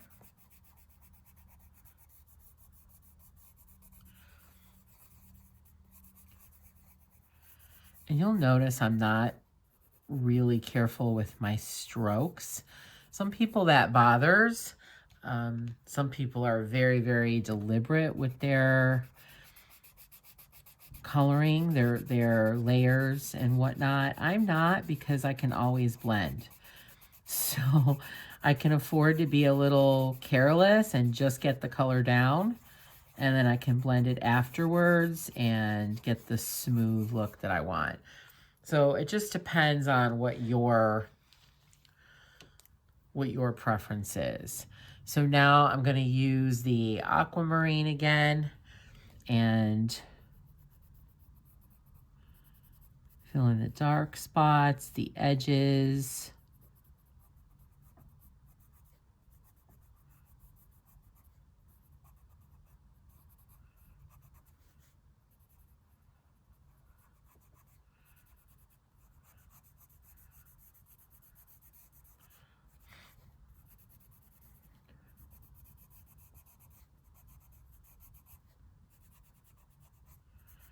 Again, I'm not being super precise.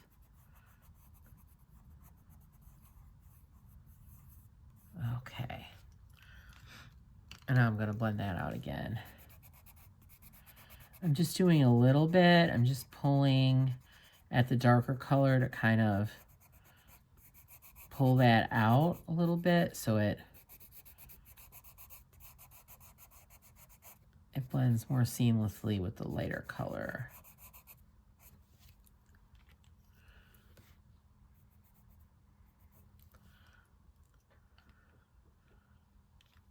Okay. Yeah, I think I like that.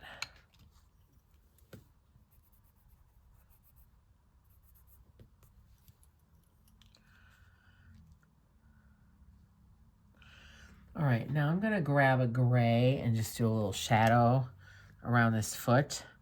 So I just pulled out 30%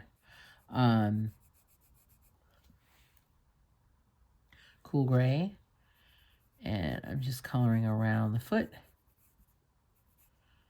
to give it a little shadow there. All right. So the fins, I think I'm going to do exactly the same as the head.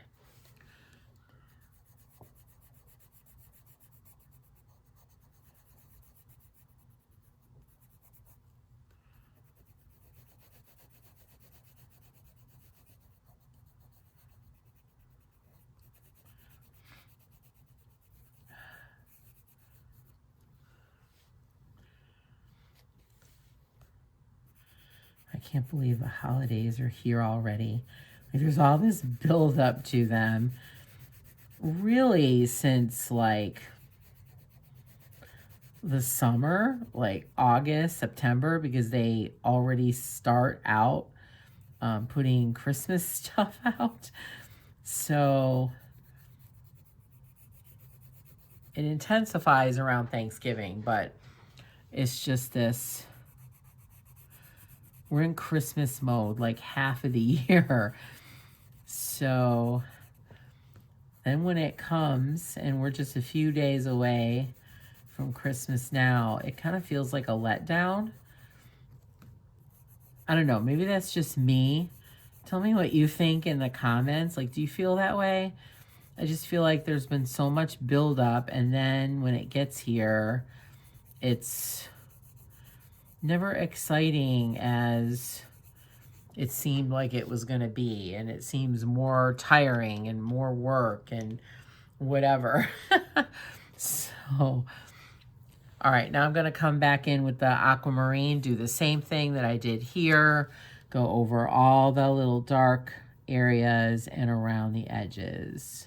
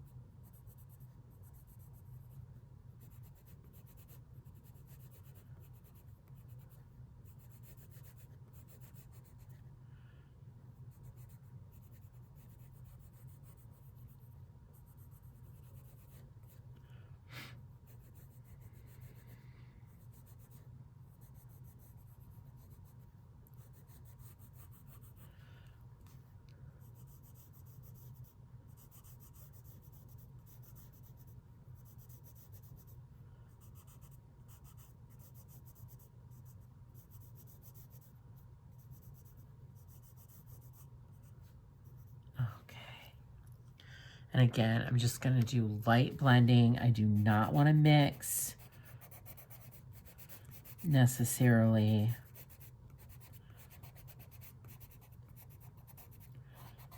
Just going to pull a little bit of that deeper color into other areas just to make it look more seamless. Wait, I don't even know if I did that one.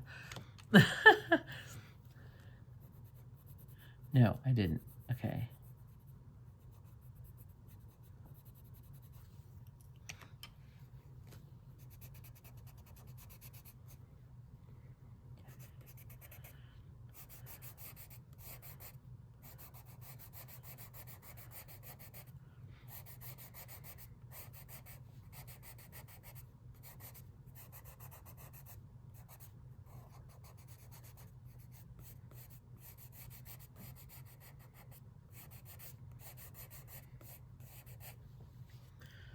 Okay, lovely.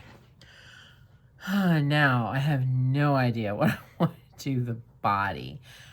I don't know. I feel like I want to do the body blue and just keep it blue. So, all right, I'm going to go even lighter with powder blue. And I'm just going to do an all over layer of the powder blue. And then I'm going to come back in with a darker color.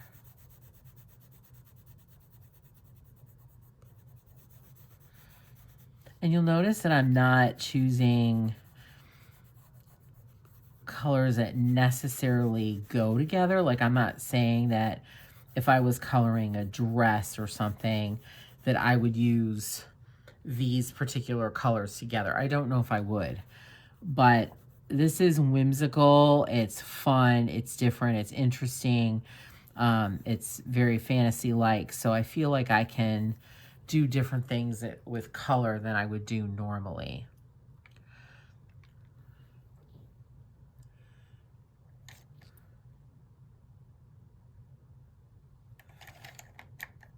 So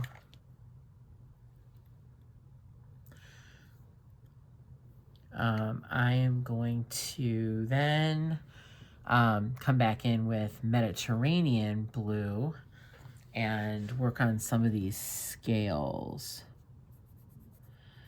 I'm just going to do a little bit of color on the bottom of the scales. I am not pressing down hard. I'm using a circular motion.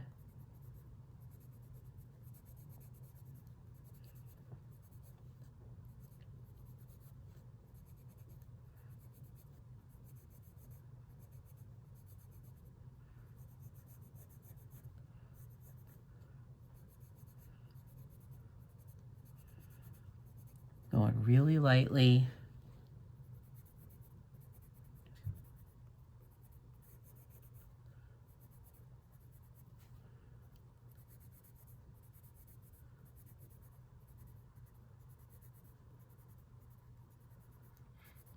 Not really precise.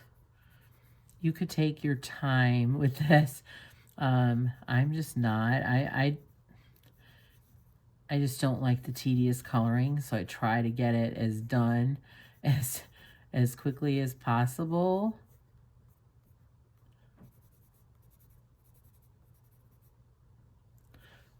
Okay, perfect. And I'm not going to blend that because I don't want the two colors to get muddied and look like one. Okay, so now I'm gonna finish this little guy here. So I think I'm gonna do him with a really bright blue on the stripes, and then purple fins to kind of go with that there. And I don't know what I'm gonna do for the main body. I don't know, I'm hoping something will come to me. So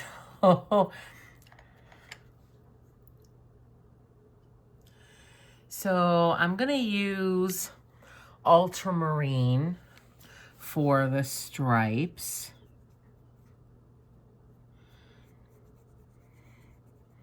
I love ultramarine, it's one of my favorite colors.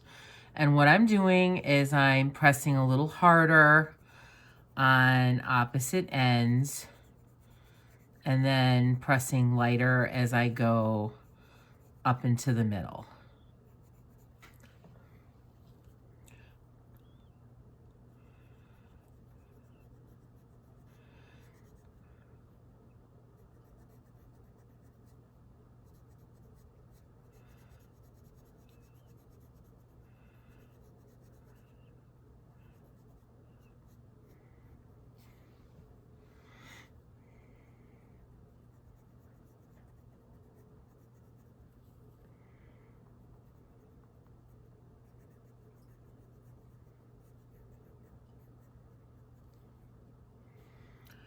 And I'll do the little mouth blue too. Okay. Oh, got one more stripe. All right. So I'm going to take my blender and blend that out a bit. It looks a little streaky, so.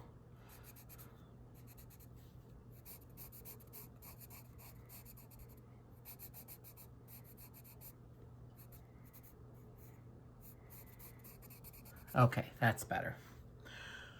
All right, so I'm gonna do the fins purple, but not the same purple. I'm going to use a different purple.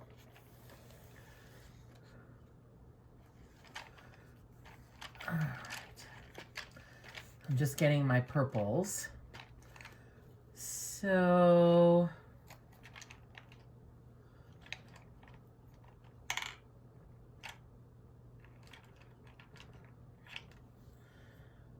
I'm going to use Parma Violet and do the fins. And I'm going to do much the same that I just did. Outside edges, top and bottom darker, inside lighter.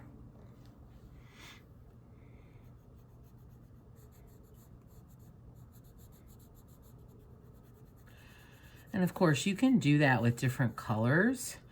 You know, you could use a lighter color to go on the inside if you want to. But I just find it a lot easier just to do different pressure and you get the same effect without having to use more than one color. I'm just gonna blend out just a little bit. Okay. And I think I'm gonna use another one, a lighter one, to do the little face part there. So I'm using Orchid.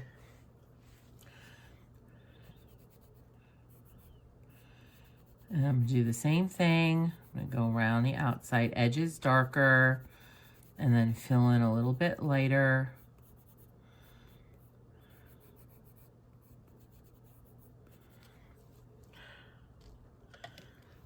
And now I'm just gonna blend that a little bit. Okay.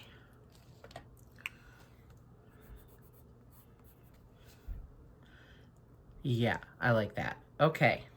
I still don't know what color I want to do in here. All right, let me look at my blues again. Maybe I should do another blue.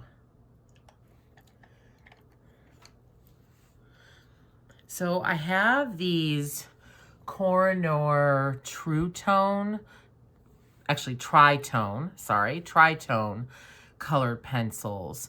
And they have 3 different shades in them. I don't find that they color all that well. Like when you color, you actually get 3 shades. I don't find that. But sometimes there is a little gradation. So I'm going to use this one. And this one is the Ocean one. So I'm going to try this. And what I do is I try to rotate the pencil as I'm coloring. And that tends to help get some of the different colors, the different shades. I'm rotating. You might not be able to see it, but I am rotating as I'm coloring. And I kind of have the pencil not straight up, but more straight than I usually do it. Just trying to get the 3 different shades.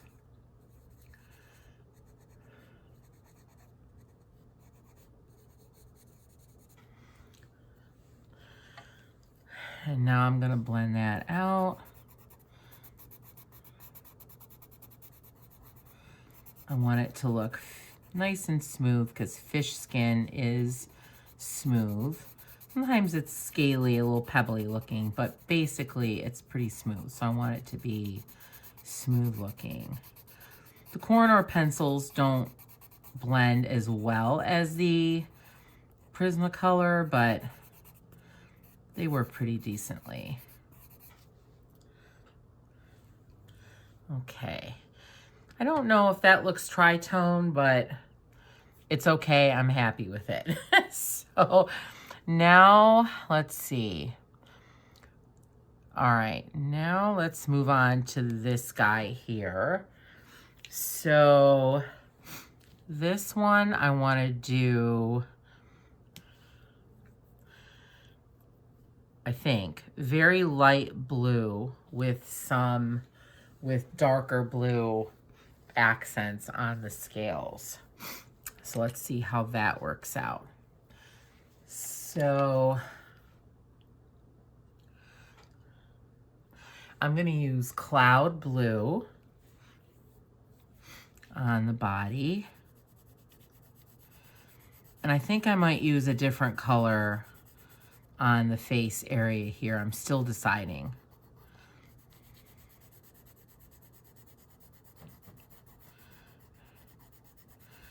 And there is one additional thing I need to do. So there was a hidden object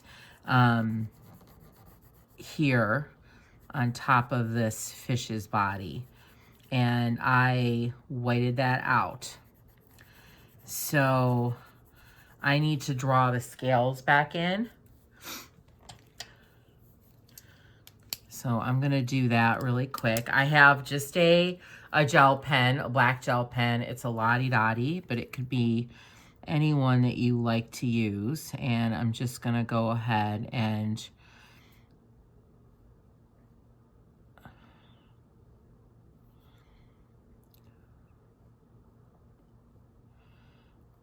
draw those in.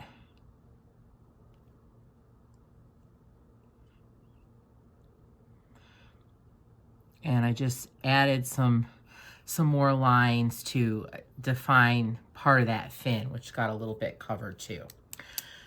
So now while that dries, I am going to do his eye.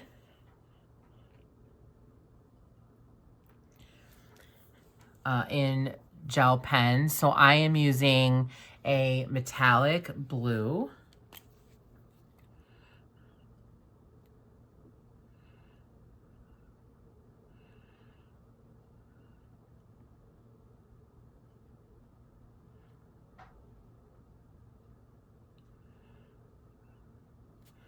Great. And actually, I'm gonna fill in, while I'm thinking about it, and while this is drying, I'm gonna do some of the other eyes as well. So I'm gonna do this guy's eye up here in that same color.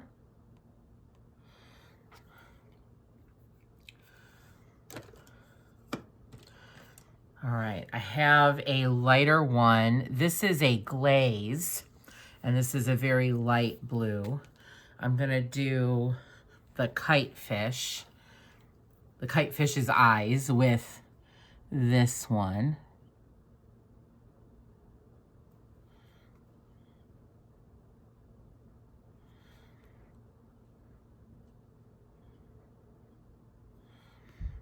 I'm not sure if it's working. Hold on, I gotta test it. Okay, it really wasn't. All right. So what I'm doing to get it going, if you don't know, I'm jabbing it onto some junk paper and just scribbling with it, and that will get the flow going eventually. Okay. This pen never worked really, really well. I don't know, some of the colors just don't work well on the glaze pens. Not just the white, but other colors too. So this is one of those that just never worked super, super well, but I do like the color.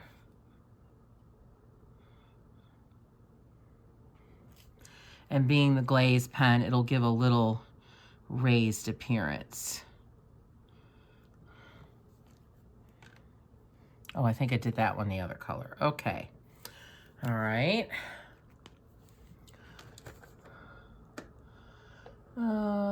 Let's see if I have a different.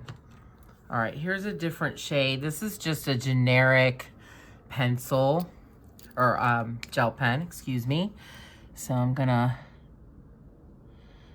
do this one's eyes with this color.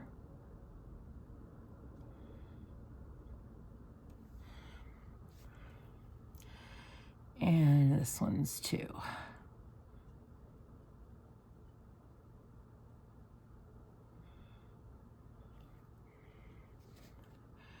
And this one's. Okay. And while I'm thinking of it, I'm gonna go ahead and do this guy's eyes that I haven't colored yet. And then I will also do this one's.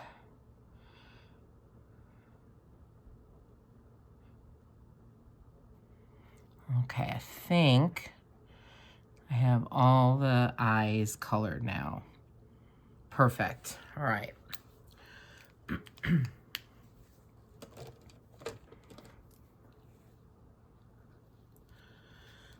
So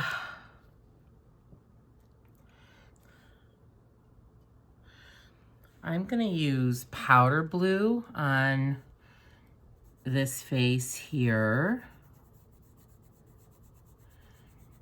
I want it to be light, but just have a different tone.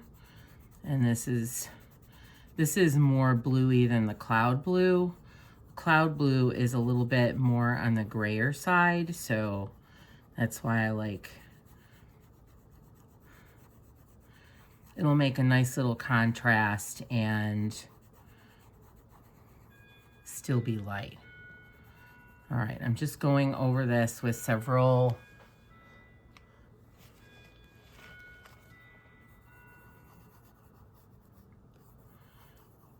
layers. And I'm just gonna quickly blend that out. I want it to be nice and smooth. And I'm gonna add a darker blue for accent.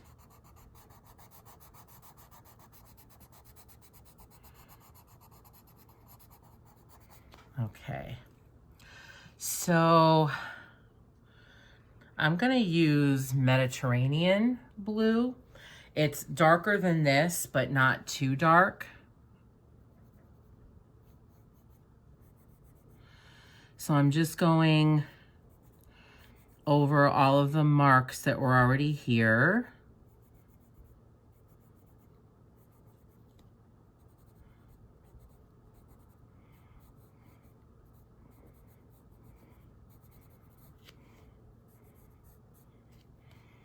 I'm gonna go a little bit around the eyes.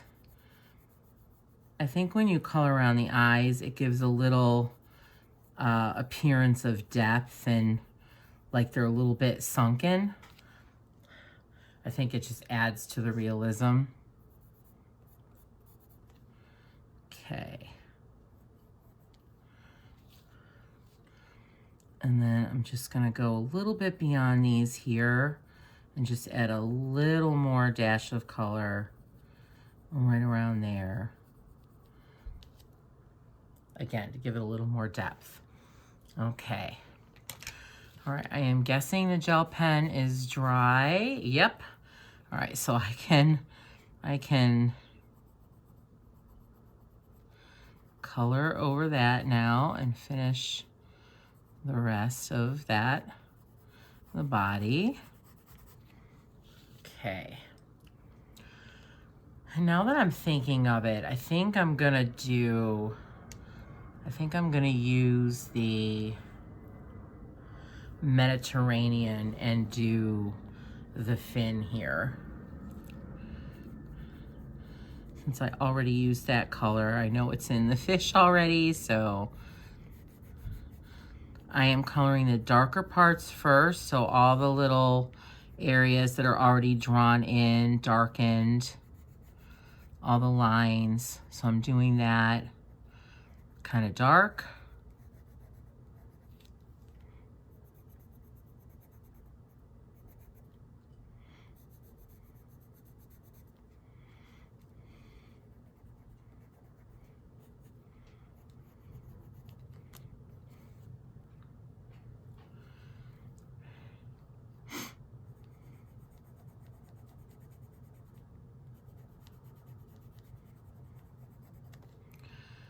I'm gonna color the darker, the bottoms in. I'm gonna color this top part in a little bit. And the edges.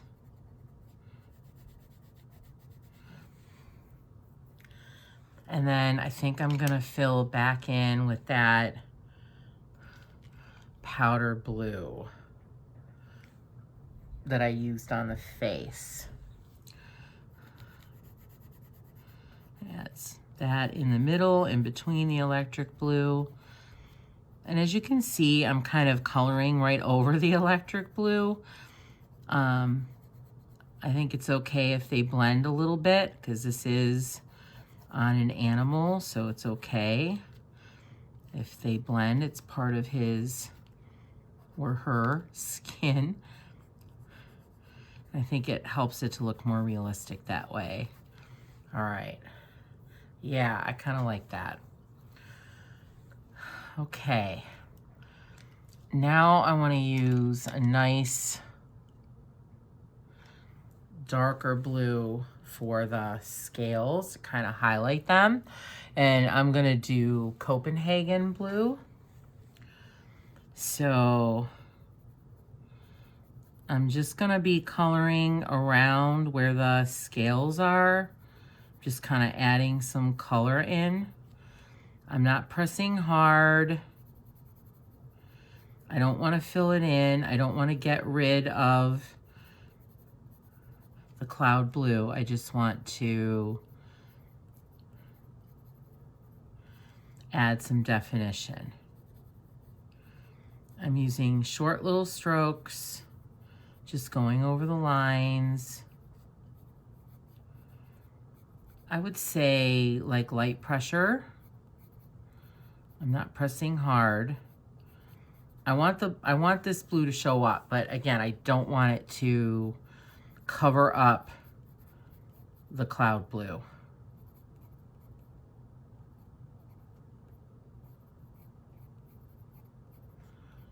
All right. I'm just gonna color a little darker around where the fin is because it would be darker there anyway. And I'm gonna add a little bit around the top of the fish, like where its back would be.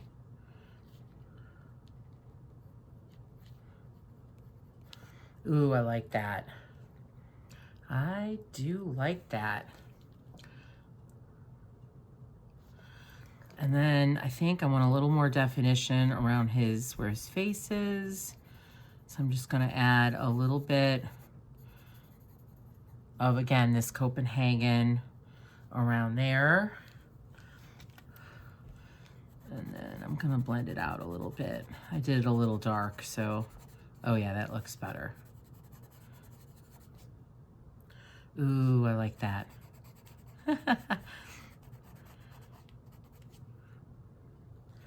Yes, okay. I wanted him to look light, but colorful, and he does look different than this one, which was something that I wanted as well. All right, so now to this guy. All right, I think I'll put a little green in this one.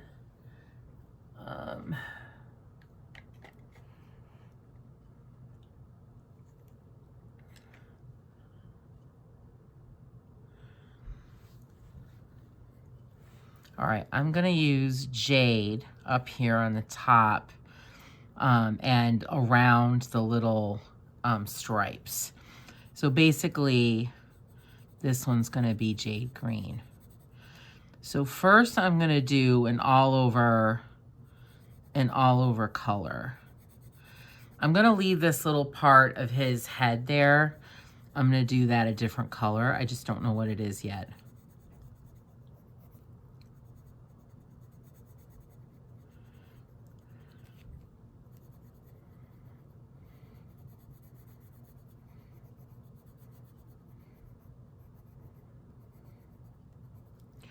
And just to talk about my strokes a little bit, it doesn't really matter. I think you can color whatever way it's comfortable for you. I tend to do like up and down, you know, straight lines. And then I also tend to do circular motion. I think I rotate between the two of them. Like sometimes I find I'm coloring straight and then other times I'm rotating and I don't even know that I'm doing it.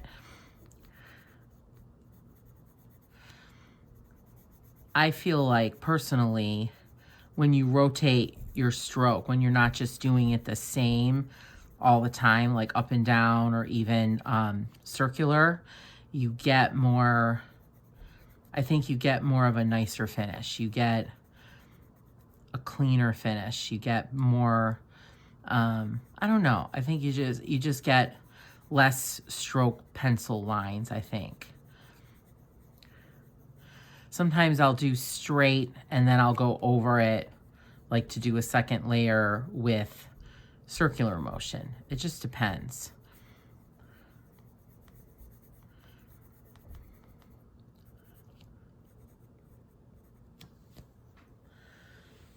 Okay. It looks pretty good. I am gonna blend out just a little.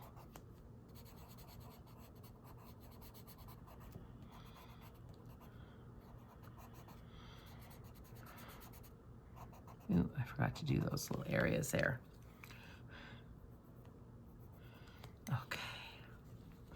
Oop, I forgot to do that area. And that area. I hate that. I hate when I miss parts. Okay. And I do the same thing with the blender. I tend to use up and down, you know, straight strokes and circular motions as well. Okay.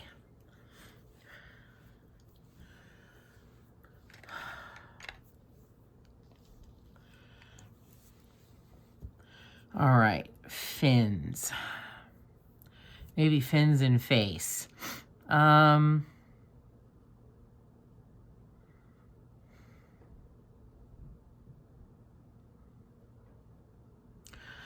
All right, I'm gonna do, I'm gonna do really dark. So I'm gonna do dioxazine purple hue. Well, this is a pretty dark color. So I'm gonna start around the edges and then just fill in very lightly. And this one had a few little drawn in lines. All right, I kind of like the contrast on that with the green. All right, so again, I'm going over the lines and the edges, making them dark. And then I'm going to come back and fill in very lightly the rest of it.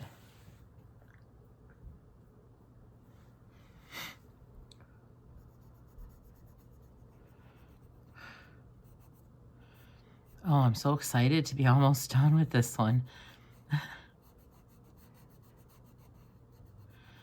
I always think the pages are going to take, oh, less than 2 hours or just a minute, you know, just a little while. And then, you know, 3 hours later, I'm still coloring the same picture. But I figure as long as I'm getting enjoyment and fulfillment out of it, which is the whole reason I and probably many of you do this, that's okay. I'm not on any time schedule. I don't have a deadline of when I have to get these done.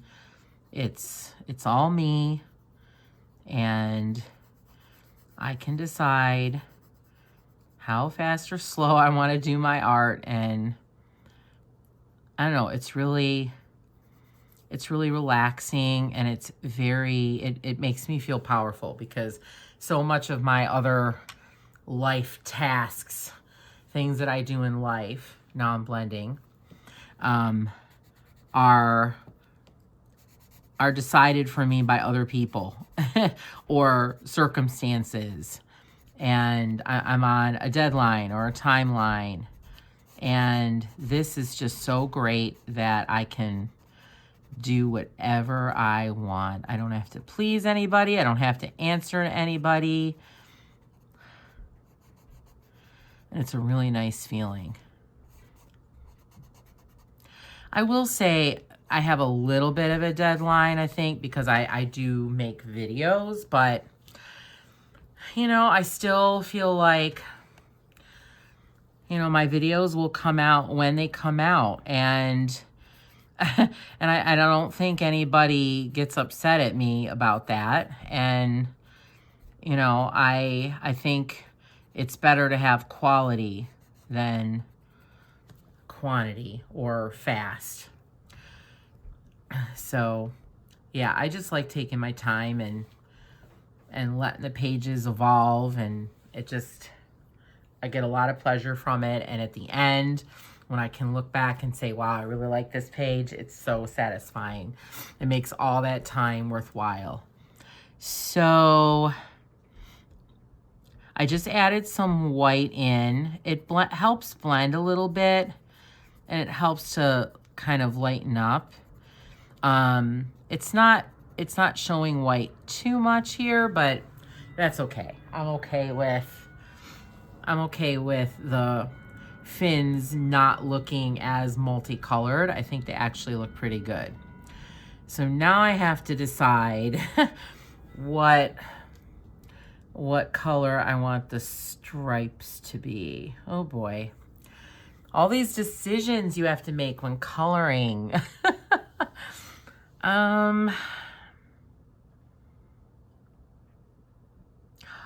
Ooh, you know what? I'm gonna do silver. Yes, I think I'm gonna do silver. I think these will look really pretty in silver. All right, here we go. So I'm just using my silver Jelly Roll pen.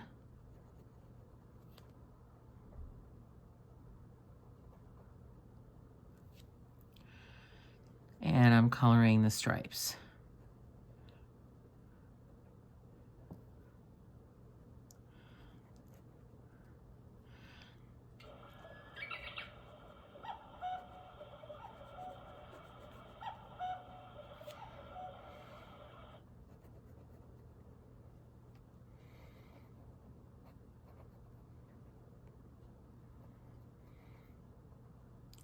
One of the reasons I really like using gel pen is you don't have to blend. Yes, you get only one color gradation unless you use a different color on top, but I'm okay with that.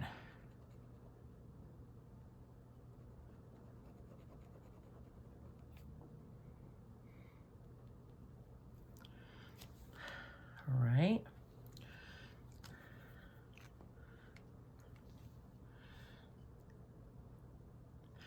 And I'm just gonna take some of the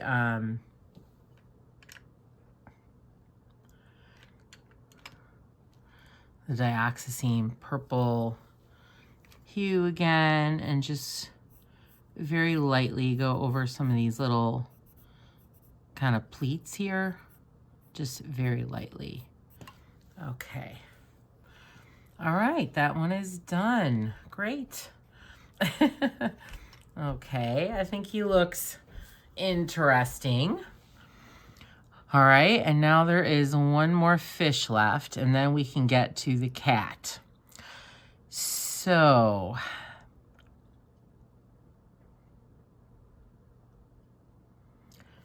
all right, I am going to do him in a darker, brighter blue. Let's see. I I have almost all of my blues out right now. All right, I don't think I've used China blue yet, so I'm gonna use China blue. Just gonna give this a sharpen really quickly.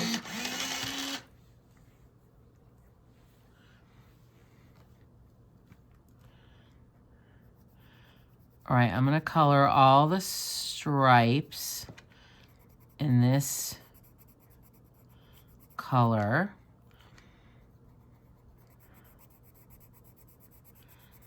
I am pressing fairly hard, like medium at least pressure.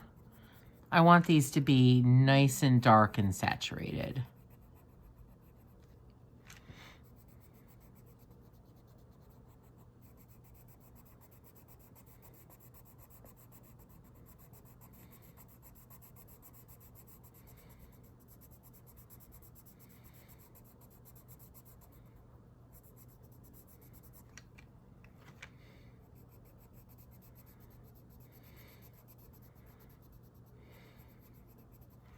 I have a very big collection of pens and pencils around me now.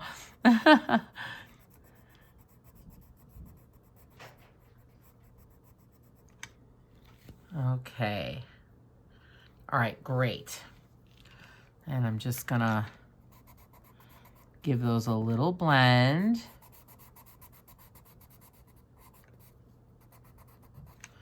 So they look smooth. All right, I do have to sharpen my blender. All right, okay. All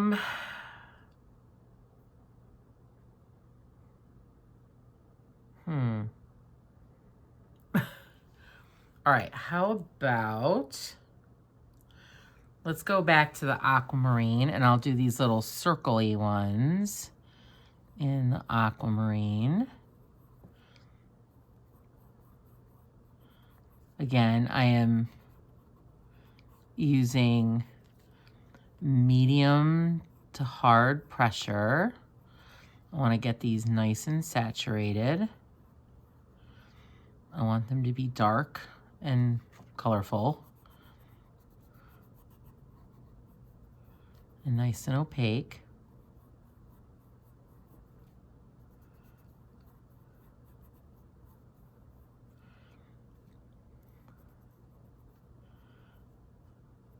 Great. Okay.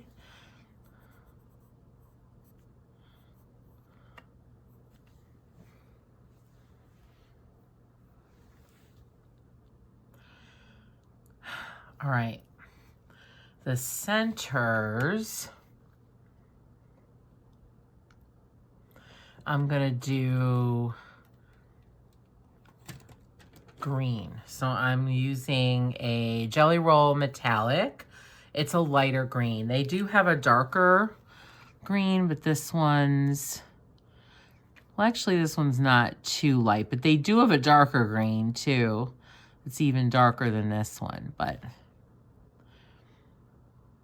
the cap looks much lighter than what the green is, and I always forget that, but that's fine. Okay, perfect. I'm gonna go over his eye in this color to give that a little tint of the green. All right. Okay, body color. I don't know. I feel like he should be purple. Or she. So let's...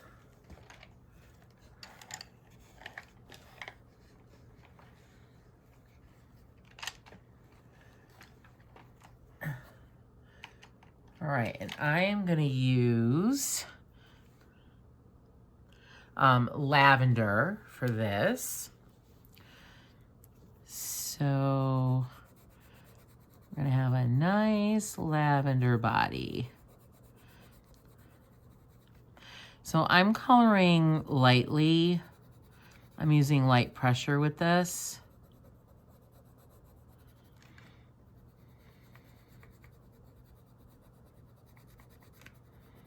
I don't want it to be as deep and saturated as the stripes and the little circles.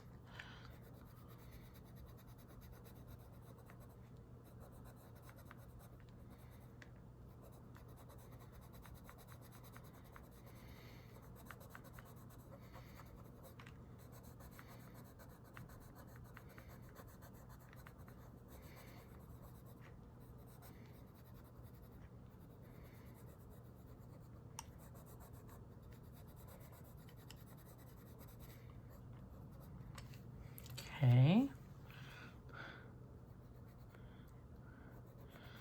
I'm just going a little deeper on the snout just to give it a little difference. Okay. I'm just going to do a little blending on that. I need to sharpen it first.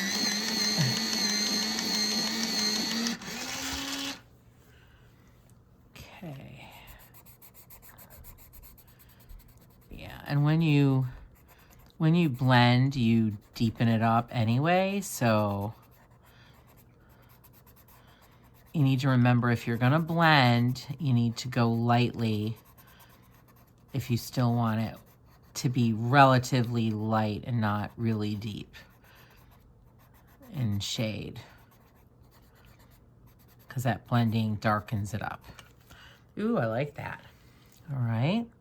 So now I'm going to do the fins in this color that I used here. So this is the Dahlia purple. This is one of my favorite shades of purple. I love Dahlia. So I'm going over, doing deep pressure first, and then I'm just going to fill in with very light pressure.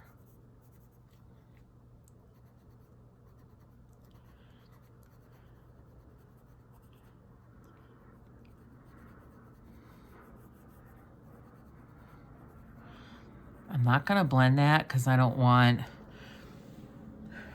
them to get too dark. All right. All the fish are done. Okay, so now we can go to this beautiful cat. So what I had in mind for the cat was to do, to use chalk pastels. I think it'll go much faster, and I think it'll be much easier. So I have my chalk pastel pencils. Most of these are Stabilo Carbothellos, but some are other colors that I just bought open stock. So I do have a couple Faber-Castell. I have some Derwent. So if I use different pencils, I'll tell you what I use. So I think I want this cat to be like a mid-tone gray. So I do want him to be fairly dark. So I am using Carbothello Gray 724.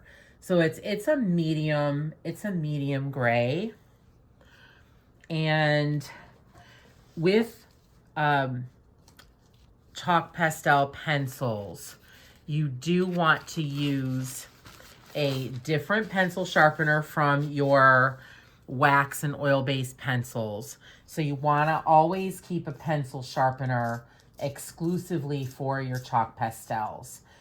Most pencil chalk pastel sets will come with one. I have the one that came with the Stabilo kit. It's this one. And then they also included a little metal one as well. But you can use any one. I kind of like, as long as I have the sharpeners that are made for the pastel pencils, that's what I use. But I think if these two broke and until I got a new one, I would just use another pencil sharpener that I had that I don't use on pencils. But you just want to keep them separate. So I'm just gonna fill in.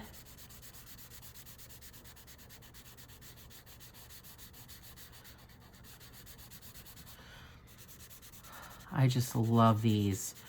They're so creamy soft.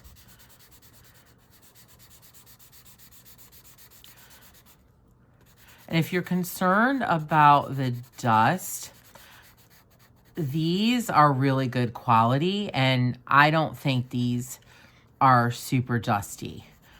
It depends on when you blend them, because I think most of the dust happens during the blending process. So I'm just really careful when I blend, and I try to minimize the dust as much as possible, because you know, I don't want to inhale it either, but you're gonna get some. I always tell people, you know, use a mask if you need to.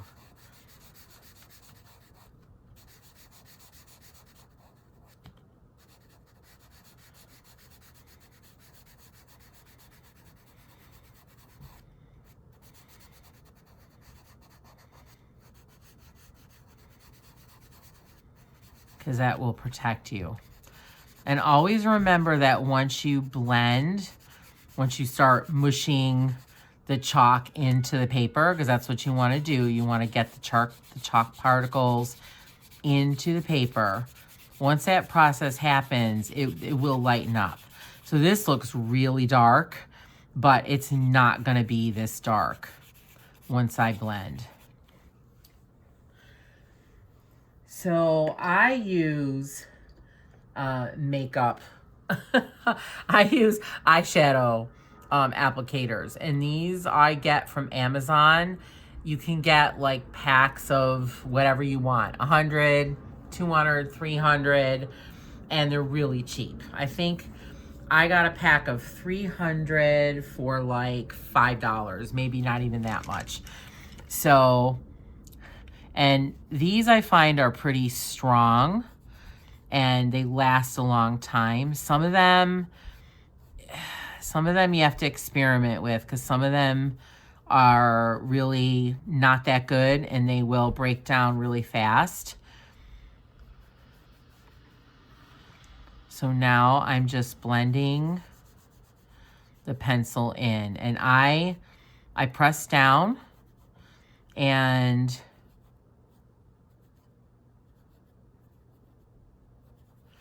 now this snowflake I haven't done with the gel pen yet, so I should be able to go over that.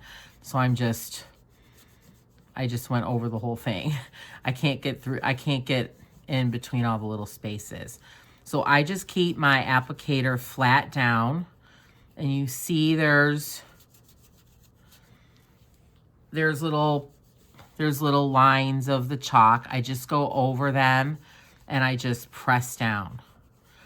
Most of the time I don't have to like blow chalk off, because if you keep pressing down, you won't have to. You'll work it into the paper, and that will give you deeper, richer color, and also makes it so you don't have to blow it off and get all that dust in the air, possibly in your lungs.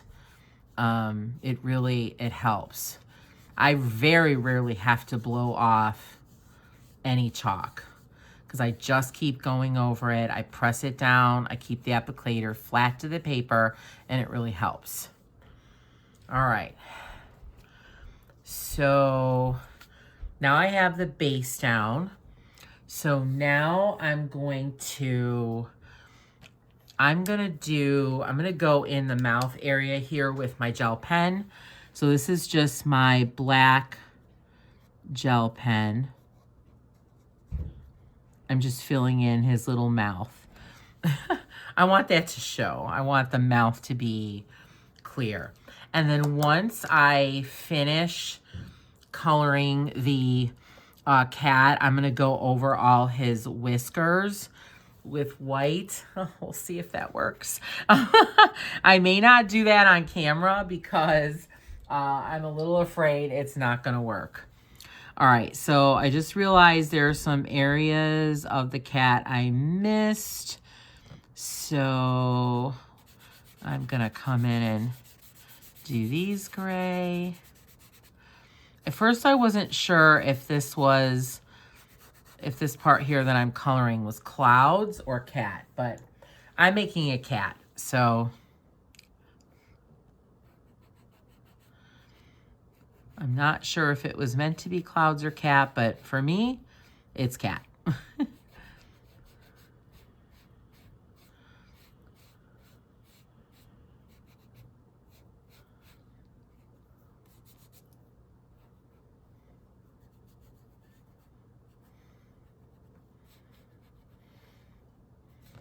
Okay. So now I'm going to take a darker gray. So this is the Stabilo 708. So this is pretty, this is a darker one. And I'm gonna start going over some of the areas that are darker and some of where the illustrator put darker lines, that kind of thing.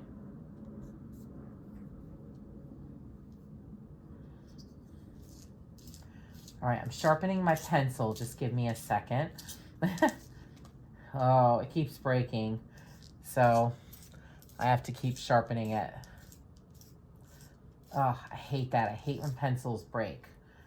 Because all I think about is, oh, all the coloring that just went down the tubes with that broken point. All right, so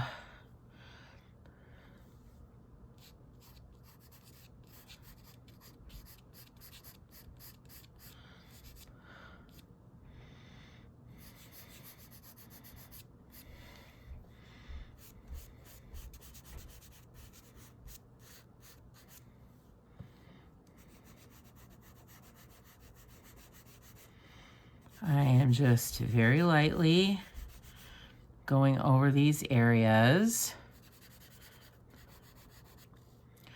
And as you can see, I'm not super careful because you blend them out. You blend it so it doesn't stay looking like this. And anyway, cats have hair.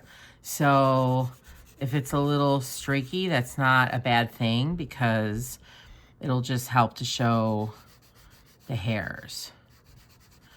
So these parts here that are a little bit further away and have kind of fish in front of them and stuff, I'm going to do a little darker because they would be darker anyway.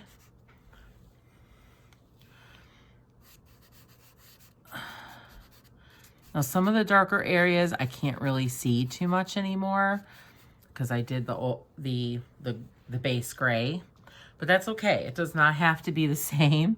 It can be different. It's fine.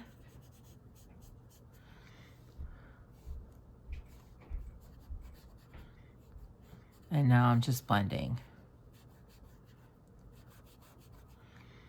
I feel like the blending is where the magic happens because then you get this, you know, you get these darker areas and they blend in so nice and oh, I just love it.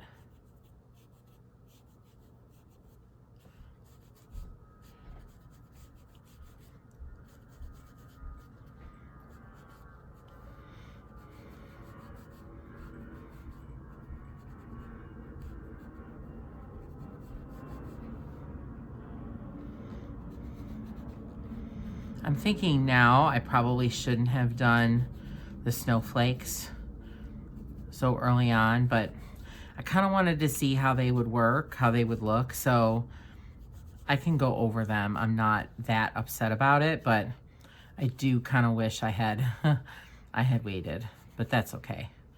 You live and you learn. All right. I kind of like that. I don't know. All right, I think I'm going to do a little bit of a lighter gray. So this is the 722. And I'm just going to add a little bit of that in.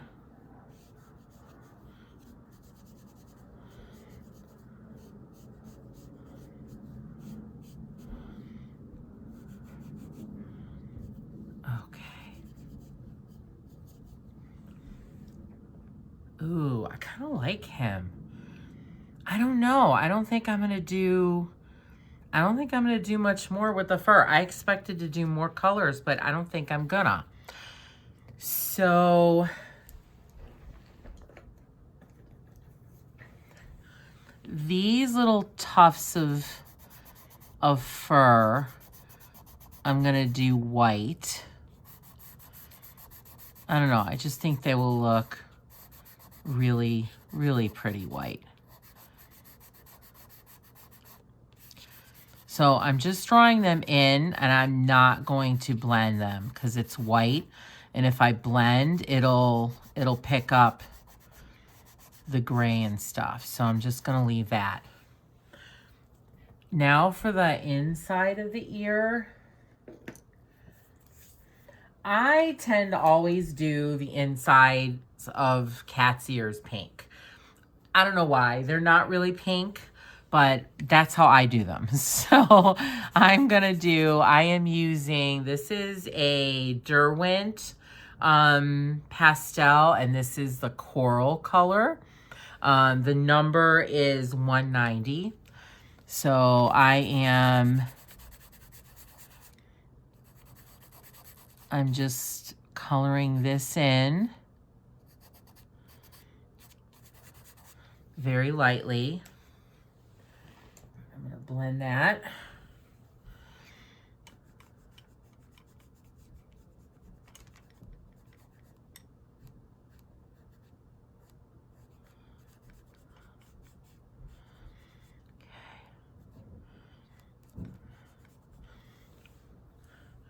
Yeah, I like that. Wow, the cat came together so much faster than I thought it was going to. I really didn't think it would be that fast. Oh, but I love him. Okay, and I love the eye. It looks very expressive. I absolutely love it. So, now my next thing, kind of the last thing, is the clouds. To be honest, I did not intend to do the rest of the background. I feel like because this is a winter, a winter wild, wild winter. This is a winter scene, icy. I wanted to just leave the background white as if it's snow. But the clouds I did want to do. And I just don't know. At first I was thinking I would do the clouds purple. But now I'm not so secure in that. I don't know if that's the way to go. I actually think the better way to go is blue. So what I'm going to do for this is I'm going to take an applicator that is already dirtied, I guess you could say, has already been used. So I've used some blue on these, on both sides. Not sure if it's the same blue. It might be different. That's fine.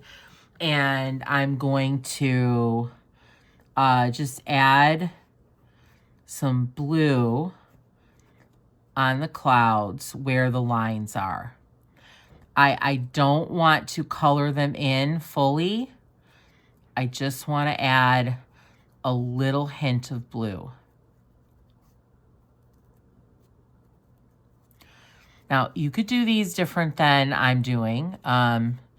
You could go ahead and use your pencils and draw in. That's fine. I I like to do this because one, it helps you use up a lot of that chalk that's on the applicator, because believe me, there's a lot of chalk left on the applicator after you use it. There's just a ton. And for me, I try to get the most out of my supplies. And so doing this really helps me to do that.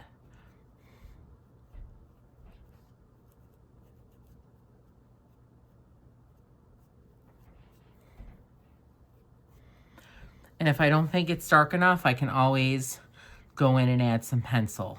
But so far, I like how it's working. It's very subtle, and that's what I want.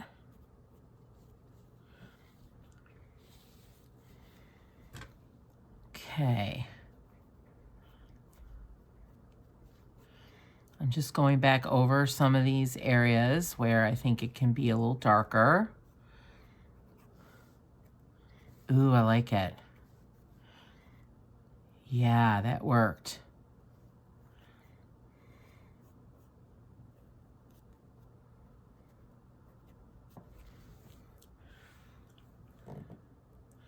I think I like that. All right, so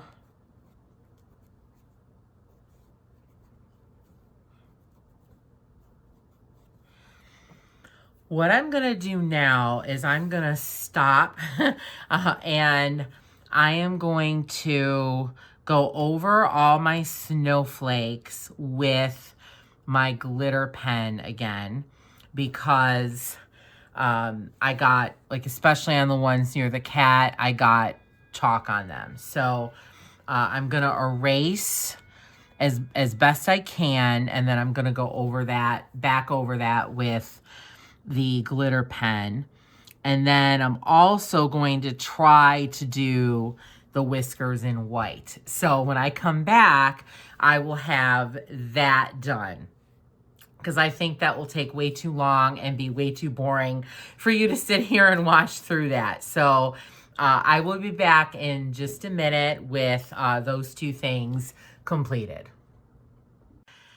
Okay, so I am back, and I turned my light on, so it was a little bit easier for me to see, and probably easier for you to see too. So I went over these snowflakes, and hopefully you can see how absolutely gorgeous they are.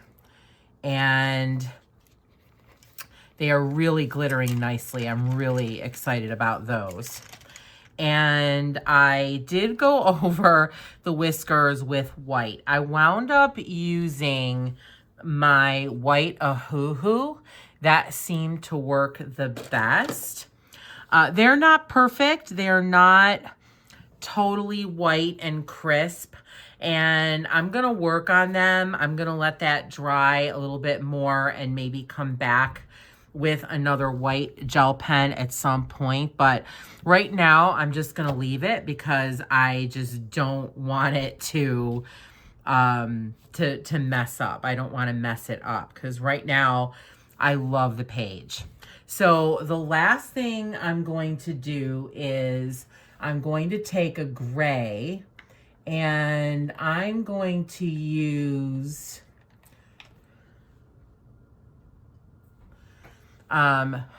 no, actually I don't want to use French gray. All right, I'm going to use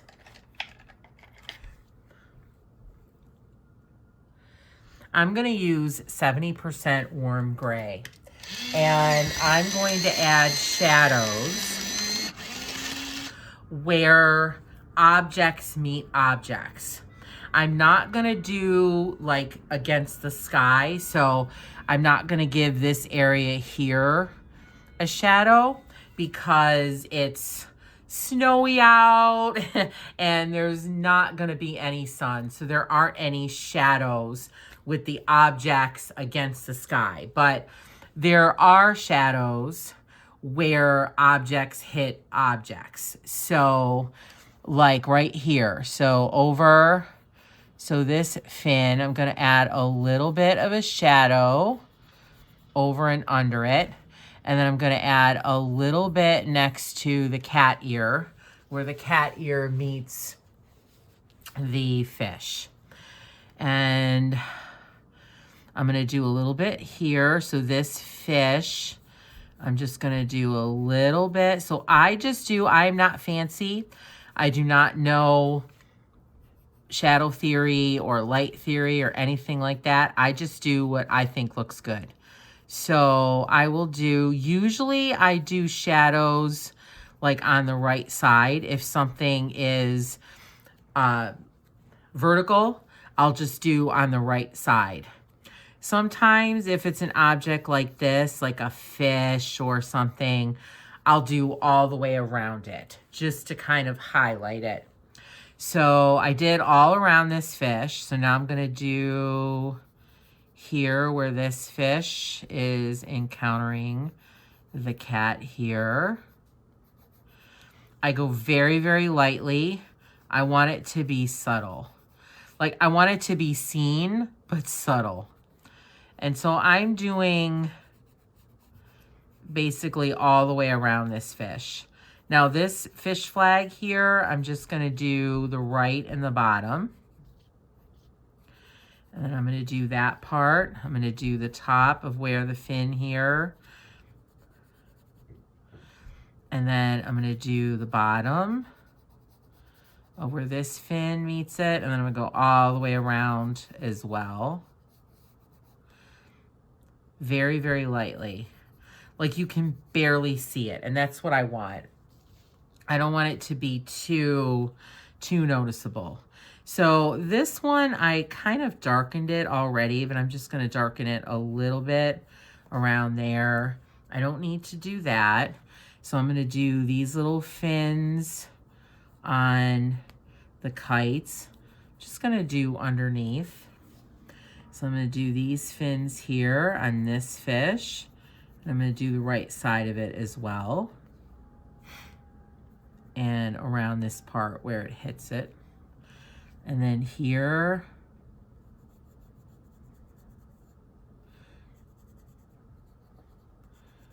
so just where anything solid encounters something solid, and I go either around the full thing or just around the side and the bottom. So here, I'm gonna do her, and I'm gonna make it a little bit thicker because she's bigger and will have more of an impact. And then I'm going to do around the outside of her foot, and then a little bit there, and just a little bit on the top of her foot.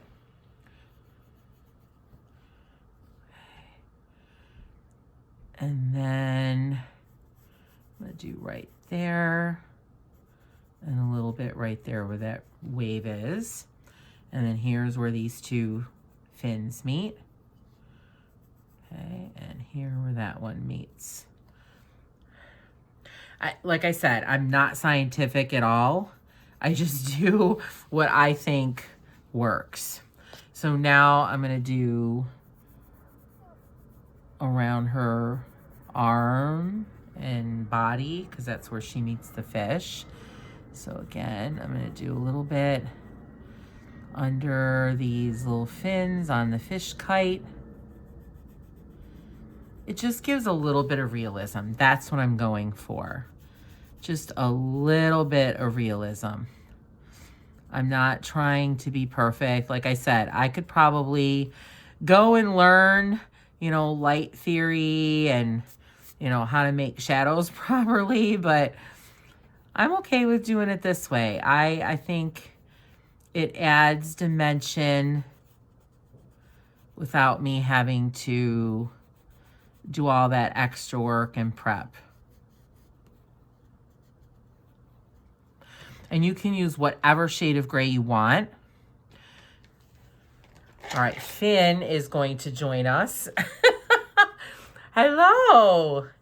I know, you haven't graced the camera yet this whole color along. I know. This is Finn, my big, fat, beautiful black cat. All right, you've made enough of an appearance. Mommy has to finish her page. All right. See you later.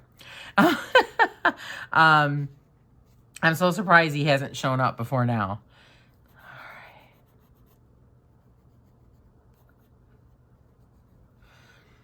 Okay.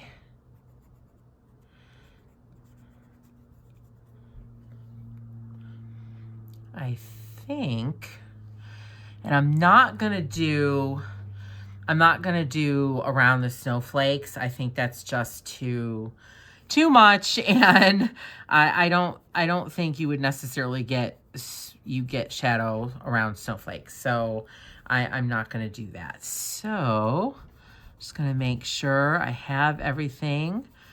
All right. The way I want it. And then we are going to call this page done. Just gonna add a little bit more gel pen there. It's not sparkly enough. And right here. Okay. All right, put my shadows in. I think I've colored everything. I think this page is done. Woohoo! So I hope you like it. I really like how this turned out.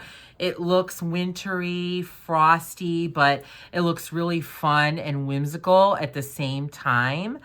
Oh, I just noticed I can put a shadow where her pants meets her shirt. Okay, and a little bit where her hair meets her clothing.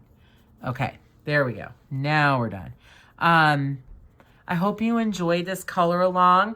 I would love to see your finished project.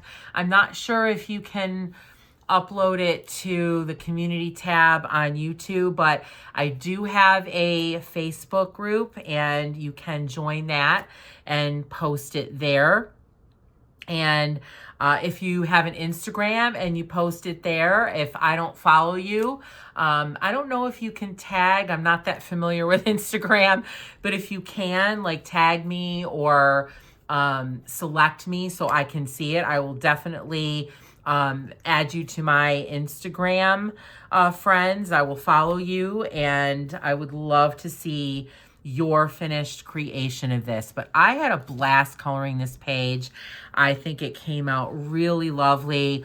I am so excited to have finished another page in this absolutely beautiful book, Mythographic Color and Discover Wild Winter. And I think I'm going to do another one. I don't know if it's going to be a color along, but I'm going to do another one. I actually want to do another color along that I will put on the channel soon. I haven't done it yet, but as soon as possible, I want to do this page from Merry Christmas by Hannah Carlson. So I want to do this lovely cat, 3 cats in a basket with gifts page. So I think that's going to be my next color along, but let me know if there's any other color alongs you would like to see, any other pages you would like to see me do in this book. I would be happy to do that because, again, I want to do another one in here and keep coloring in this book. So let me know what you think. Again, thank you so much for watching the video. I know it was kind of long, but I think it was worth it because the page is beautiful, and I'm sure your page is too, no matter what colors you used.